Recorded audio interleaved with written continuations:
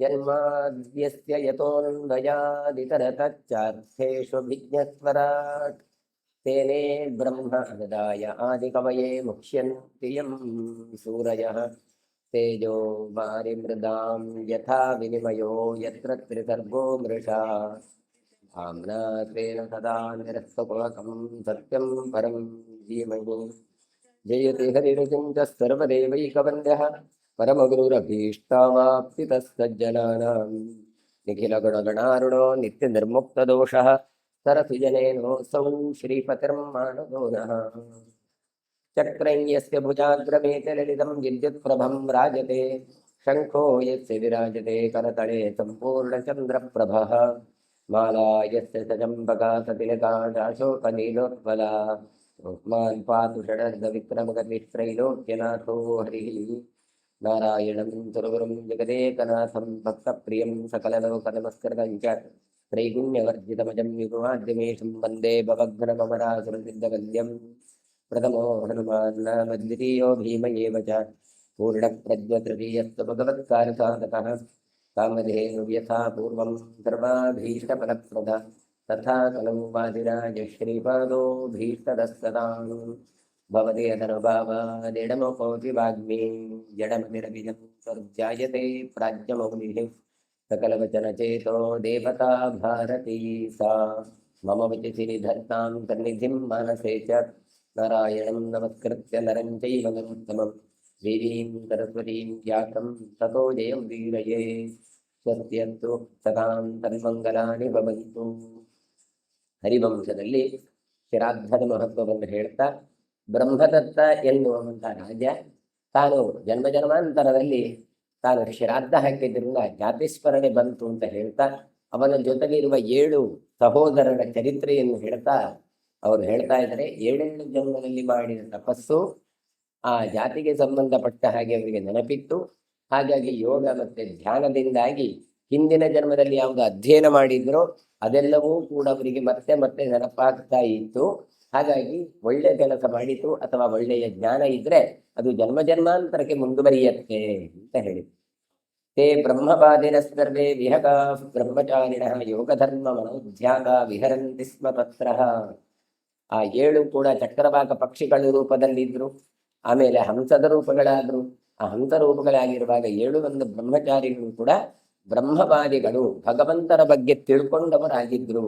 ಯೋಗ ಧರ್ಮದಿಂದಲೇ ಧ್ಯಾನವನ್ನು ಮಾಡುತ್ತಾ ಅವರು ಅಲ್ಲಲ್ಲಿ ಆ ಮಾನಸ ಸರೋವರಗಳನ್ನೆಲ್ಲ ವಿಹರಿಸ್ತಾ ಇದ್ರು. ತೇಷಾಂ ತತ್ರ ವಿಹಂಗಾನಾಂ ಚರತಾಂ ಧರ್ಮವುತ್ತಮಂ ನೀಪಾನಾಂ ಈಶ್ವರೋ ರಾಜ ವಿಭ್ರಾಜಃ ಪುರವನ್ವಯಃ ವಿಭ್ರಾಜಮಾನೋ ವೃಷಾ ಪ್ರಭಾವೇನ ಸಮನ್ವಿತಃ ಶ್ರೀಮಾನ್ ಅಂತಃಪುರೋವೃತ್ತೋ ವನಂ ತತ್ಪ್ರವಿವೇಶಃ. ಒಂದು ಬಾರಿ ಉತ್ತಮವಾದ ಧರ್ಮವನ್ನು ತಿಳಿದಂತಹ ಪಕ್ಷಿಗಳಾಗಿ ಸಂಚರಿಸುತ್ತಂತಹ ಇವರ ಕಾಡಿಗೆ ಕೌರವ ವಂಶ, ಪುರುವಿನ ವಂಶದಲ್ಲಿ ಬಂದದ್ದು ಕೌರವ ಅಂತ. ಹಾಗಾಗಿ ಆ ಕೌರವ ವಂಶದಲ್ಲಿ ಬಂದಂತಹ ನೀಪರು ಅಂತ ರಾಜರು. ಆ ನೀಪರಾಜರಲ್ಲಿ ಪ್ರಸಿದ್ಧರಾದವ ವಿಭ್ರಾಜ ಅಂತ ಹೇಳಿ. ಆ ವಿಭ್ರಾಜ ರಾಜ ತಾನು ಶೋಭಾಯಮಾನನಾಗಿ ಕಾಂತಿಯುಕ್ತನಾಗಿದ್ದ. ಹಾಗಾಗಿ ತಾನು ತನ್ನ ಸೈನಿಕರೊಂದಿಗೆ ಅಂತಃಪುರವನ್ನು ಅಂತಹ ನಗರವನ್ನು ಕಾಡನ್ನು ಪ್ರವೇಶ ಮಾಡ್ತಾನೆ. ಆ ಕಾಡಲ್ಲಿ ಇನ್ನೊಂದು ಕಾಣುತ್ತಾರೆ.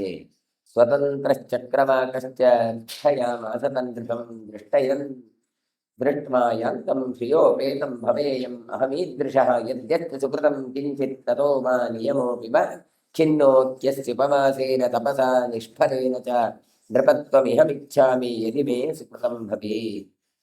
ಇದನ್ನು ಕಂಡಂತಹ ಒಂದು ಹಕ್ಕಿ, ಅದು ಯಾರು ಕಡಿದ್ರೆ ಸ್ವತಂತ್ರ ಅಂತ ಅಥವಾ ಪಿತೃವರ್ತಿ ಅಂತ ಹಿಂದೆ ಇತ್ತು ಅಂತಹ ಹಕ್ಕಿ.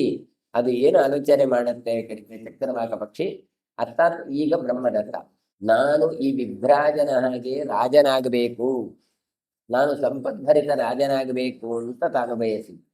ಹಾಗಾಗಿ ನನ್ನಲ್ಲಿ ಯಾವುದಾದ್ರೂ ತಪಸ್ಸು ಅನುಷ್ಠಾನ ನೋಡಿ, ಯದ್ಯಸ್ತು ಸುಕೃತಂ ಕಿಂಚಿತ್ ತಪೋವ ನಿಯಮೋಪಿವ ಅಂತ ಆತ ಏನು ಹೇಳ್ತಾನೆ ಕೇಳಿದ್ರೆ, ಪ್ರತಿಜ್ಞೆ ಮಾಡಿದಾಗೆ ನಾನು ಇಷ್ಟರವರೆಗೆ ಜಪ ಮಾಡಿದ್ದು ಹೌದು ಅಂತಾದ್ರೆ, ನಾನು ಇಷ್ಟರವರೆಗೆ ತಪಸ್ಸು ಮಾಡಿದ್ದು ಹೌದು ಅಂತಾದ್ರೆ, ನನ್ನ ಅನುಷ್ಠಾನ ಇಲ್ಲ ಇತ್ತು ಅಂತಾದ್ರೆ ರಾಜನಾಗುವ ಯೋಗ ನನಗೆ ದೊರಕಲಿ.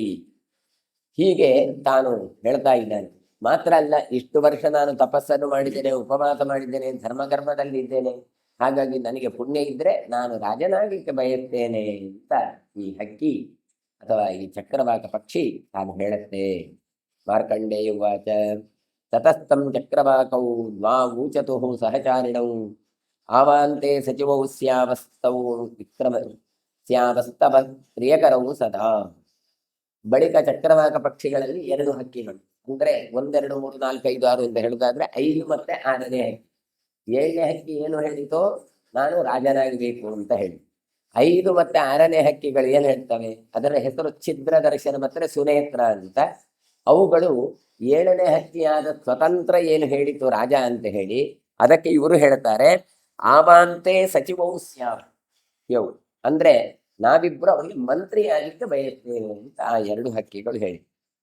ಆಗ ತಥೇತ್ಯುಕ್ತ ತಸ್ಯಾಚೈತ್ ತದಾ ಯೋಗಾತ್ಮಿಕಾಮತಿ ಏವಂತೆ ಸಮಯಂ ಚಕ್ರುಹು ಸುಮಾತು ಪ್ರತ್ಯುವಾಚಃ. ಸ್ವತಂತ್ರ ಎನ್ನುವ ಚಕ್ರವಾಕ ಪಕ್ಷಿ ಅದೇ ಬ್ರಹ್ಮದತ್ತನಾಗ್ತೇನೆ ಅಂತ ಹೇಳಿಕೊಂಡು, ಅಂದ್ರೆ ರಾಜನಾಗ್ತೇನೆ ಅಂತ ಹೇಳಿದ ಕೂಡಲೇ, ಸರಿ ಹಾಗಾದ್ರೆ ನೀವು ಇಬ್ರು ಇದ್ದೀರ, ನೀವು ಮಂತ್ರಿಗಳಾಗ್ತಿರಲ್ಲ, ಆಗಲಿ ಅಂತ ಹೇಳಿದ. ಹೀಗಾಗಿ ಈ ರೀತಿಯಾಗಿ 3 ಪಕ್ಷಿಗಳು ನಿರ್ಬಂಧ ಮಾಡಿಕೊಂಡು ಸುಮಾಕೆ ಎಂಬ 3ನೇ ಚಕ್ರವಾಗಿ 3ರನ್ನು ಕುರಿತು ಹೀಗೆ ಹೇಳಿತ್ತು. ಯಸ್ಮಾತ್ ಕಾಮ ಪ್ರಧಾನತ್ವಂ ಯೋಗ ಧರ್ಮಮವಾಪ್ಯ ವೈ ತಥಾ ಪರಂ ಪ್ರಾರ್ಥಯತೆ ತಸ್ಮಾತ್ ವಾಕ್ಯಂ ನಿಬೋಧನೆ. ಹಾಗೆ ಏನಾಯಿತು, ಉಳಿದ 4 ಹಕ್ಕಿಗಳು, ಆ ಉಳಿದ 4 ಹಕ್ಕಿಗಳು ಹೇಳ್ತಾ ಇದೆ, ನೀನು ಸ್ವತಂತ್ರ, ನೀನು ಯೋಗ ಧರ್ಮವನ್ನು ಹೊಂದಿದವ, ಆದ್ರೆ ಈಗ ಏನು ಮಾಡಿದಿ, ಕಾಮಪ್ರಧವಾದ ಮಾತುಗಳನ್ನ ಆಡ್ತಾ ಇದ್ಯಪ್ಪ. ಆದ್ದರಿಂದ ಮತ್ತೊಬ್ಬರು ನಿನ್ನ ಹಿತಕ್ಕಾಗಿ ಪ್ರಾರ್ಥಿಸ್ತಾ ಇದ್ದಾರೆ, ಆದ್ರಿಂದ ನನ್ನ ಮಾತನ್ನು ನೀನು ಕೇಳು. ಏನು ರಾಜ ತ್ವಂ ಭವಿತಾ ತಾತ ಕಂಪಿಲ್ಯೆ ನಗರೋತ್ತಮೆ ಭವಿಷ್ಯೇತೆ ಸಖಾಯೌ ದ್ವಾೌ ಇಮೌ ಚ ಸಚಿವೌ ತವ. ತಾನು ಶ್ರೇಷ್ಠವಾದ ನಗರ, ಅದು ಯಾವುದು, ಕಾಂಪಿಲ್ಯ ಅಂತ ನಗರ. ವಿಭ್ರಾಜ ಎನ್ನುವಂತ ರಾಜ ಇದ್ದಲ್ಲ, ಅಂತಹ ನಗರ. ಅದಕ್ಕೆ ಹೇಳ್ತಾರೆ ಅಲ್ಲಿ ನೀನು ರಾಜನಾಗ್ತಿ, ನಿನ್ನ ಸ್ನೇಹಿತರಾದ ಇವರಿಬ್ರು ಮಂತ್ರಿಗಳಾಗಿರ್ತಿ ಅಂತ ಹೇಳ್ತಾರೆ. ಶಪ್ತ್ವ ಅಂತ ಹೇಳಿ ಮುಂದಿನ ವಾಕ್ಯವನ್ನು ಆರಂಭ ಮಾಡ್ತಾರೆ. ಅಂದ್ರೆ ಇದು ಶಾಪ ಕೊಟ್ಟದ್ದು ಅಂತ. ಹಾಗಾದ್ರೆ ಏನು, ಅದಕ್ಕೋಸ್ಕರ ನಾವು ಸ್ವಲ್ಪ ಪದ್ಮಪುರಾಣದ ಕಥೆಯನ್ನು ಸ್ವಲ್ಪ ಗಮನಿಸಬೇಕಾಗಿತ್ತು. ಪದ್ಮಪುರಾಣದಲ್ಲಿ ಹೇಗೆ ಹೇಳಿದ್ರು ಕೇಳಿದ್ರೆ, ಇವರು ಹಂಸವಾಗಿದ್ರು, ಓಡಾಡ್ತಾ ಇದ್ರು ಚಕ್ರವಾಕ ಪಕ್ಷಿಗಳಾಗಿ. ಆಗ ಅಲ್ಲಿ ವಿಭ್ರಾಜ ರಾಜ ಬಂದ. ಬರಬೇಕಾದ್ರೆ ಅವನು ಒಬ್ಬನೇ ಬರೋದಿಲ್ಲ, ರಾಜ ಬರ್ತಾನೆ ಕೇಳಿದ್ರೆ ಸಪರಿವಾರವಾಗಿ ಬರ್ತಾನೆ. ಒಂದಿಷ್ಟು ಜನ ಸಖಿಯರು, ಒಂದಿಷ್ಟು ಕಾಳುಗಳು, ಅದು ಇದು ವೈಭವ. ಇವ ಕಾಲಿ ನೀರಲ್ಲಿ ಇಳಿದದ್ದು ಮಾತ್ರ, ಇವ ನಿಂತ ದಡದಲ್ಲಿ ನಂತರ ಕೂಡಲೇ ಸಖಿಯರೆಲ್ಲ ಬಂದ್ರು, ಅವನ ಬಟ್ಟೆ ಎಲ್ಲ ಬಿಚ್ಚಿದ್ರು, ಅವನಿಗೆ ಇನ್ನೊಂದು ಬಟ್ಟೆ ಬಿಟ್ರು. ಇವ ನೀರಲ್ಲಿ ಮುಳುಗಿದ್ದೆತ್ತಾಡ ಒಂದಿಷ್ಟು ಹೆಂಗಸರು ಬಂದ್ರು, ಅವನ ಕಾಲು ತಿಕ್ಕಿದ್ರು, ತಲೆ ತಿಕ್ಕಿದ್ರು, ಕೈ ತಿಕ್ಕಿದ್ರು, ಮೈ ತಿಕ್ಕಿದ್ರು, ಇದೆಲ್ಲ ಮಾಡಿದ್ರು. ಇದೆಲ್ಲ ಆದ ನಂತರ ಸ್ನಾನ ಮಾಡಿ ಮೇಲೆ ಬಂದು ಕೂಡ ಅವನೇನು ನಮ್ಮ ಹಾಕಿ ಬೆನ್ನು ಹೀಗೆ ಒರೆಸ್ಬೇಕಾಗಿಲ್ಲ. ಅದಕ್ಕೊಂದಿಷ್ಟು ಜನ ಬಂದ್ರು, ಅವನು ಪಾಪ ಇವನೊಂದು ಬೆನ್ನ ಇದನ್ನೆಲ್ಲ ತಿಕ್ಕಿದ್ರು, ಒಂದಿಷ್ಟು ಪರಿಮಳ ದ್ರವ್ಯಗಳನ್ನು ಹಾಕಿದ್ರು. ಅಂದ್ರೆ ಅಷ್ಟು ವೈಭವ ಅಂತ ತೋರಿಸಿದ್ರು. ಇವಾಗೆಲ್ಲ ಬಾತ್ ಟಬ್ನಲ್ಲಿ ಮುಳುಗುದು ಹೇಳುದು ಹಾಗೆಲ್ಲ ಅಲ್ಲ. ಇವನಿಗೆ ಏನೂ ಆಯಾಸ ಇಲ್ಲದೆ ಅಷ್ಟೆಲ್ಲ ಆಗುವಾಗ ಬೇರೆಯವರು ಬಂದ್ರು, ಇವಾಗ ಕೈ ಹೀಗೆ ಮಾಡಿದ್ರೆ ಸಾಕು, ಅದಕ್ಕೆ ಬಟ್ಟೆ ಎಲ್ಲ ತೋರಿದ್ರು, ಅವನಿಗೆ ಡ್ರೆಸ್ ಮಾಡಿದ್ರು, ಇದೆಲ್ಲ ಹಾಕಿ ತಾನು ರಥದಲ್ಲಿ ಕೂತ. ಇದನ್ನು ನೋಡುವಾಗ ಆ ಹಕ್ಕಿ ಆಲೋಚನೆ ಮಾಡುತ್ತದೆ, ಎಂತ ವೈಭವ, ಹುಟ್ಟಿದ್ರೆ ನಾವು ಇಂಥ ರಾಜನಾಗಿ ಹುಟ್ಟಬೇಕು, ನಾವು ನೋಡಿ ನಮಗೆ ಯಾರೂ ಇಲ್ಲ, ನಾವೇ ಎಲ್ಲ ಮಾಡ್ಕೊಳ್ಬೇಕು, ಇದು ಹಾಗಲ್ಲ ಅಂತ ಅಲ್ಲಿ ಅವನಿಗೆ ಆಸೆ ಆಯಿತು. ಹಾಗಾಗಿ ರಾಜನ ವೈಭವವನ್ನು ನೋಡಿ ತಾನು ಹೀಗೆ ಆಗಬೇಕು ಅಂತ ಬಯಸಿತು. ಆಗ ಈ ಹರಿವಂಶ ಹೇಳ್ತದೆ, ಅವನು ಬಯಸಿದ್ದು ಮಾತ್ರ ಅಲ್ಲ, ಅದರಲ್ಲಿ ಒಂದು ಹಕ್ಕಿ ಅದಕ್ಕೆ ಯೋಗ ಸಾಮರ್ಥ್ಯ ಇತ್ತು. ಯೋಗ ಅಂದ್ರೆ ಯುಜಿರಿ ಯೋಗಿ ಅಂತ, ಮನಸ್ಸನ್ನು ತಾನು ಭಗವಂತನಲ್ಲಿ ನೆಲೆಸುವಂತಹ ಒಂದು ಯೋಗ. ನಾವು ಇವತ್ತು ಯೋಗ ಅಂತ ಹೇಳುವ ಪ್ರಯೋಗವೇ ಬೇರೆ. ಯೋಗಾಭ್ಯಾಸ ಮಾಡಿದ್ರ, ಬೆಳಿಗ್ಗೆ ಯೋಗ ಮಾಡಿದ್ಯಾ ಕೇಳ್ತದೆ, ಅದು ಯೋಗ ಅಲ್ಲ, ಅದು ಆಸನ.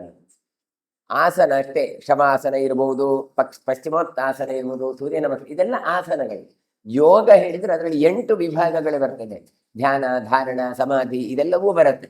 ಹಾಗಾದ್ರೆ ಅಂತಹ ಯೋಗದಿಂದ ಏನು ಕೇಳಿದ್ರೆ ಎಲ್ಲವನ್ನೂ ಪರಿವರ್ತನೆ ಮಾಡಲಿಕ್ಕೆ ಸಾಮರ್ಥ್ಯ ಉಂಟು. ಭೂತ ಭವಿಷ್ಯತ್ ವರ್ತಮಾನ ಕಾಲದಲ್ಲಿ ಏನೆಲ್ಲ ಆಗುತ್ತೆ, ಏನೆಲ್ಲ ಆಗಬೇಕು ಎನ್ನುವಂಥದ್ದನ್ನು ನಿಯಂತ್ರಣ ಮಾಡುವ ಸಾಮರ್ಥ್ಯ ಭಗವಂತನ ಅನುಗ್ರಹದಿಂದ ಪ್ರಾಪ್ತವಾಗುತ್ತೆ. ಇದು ಯೋಗ.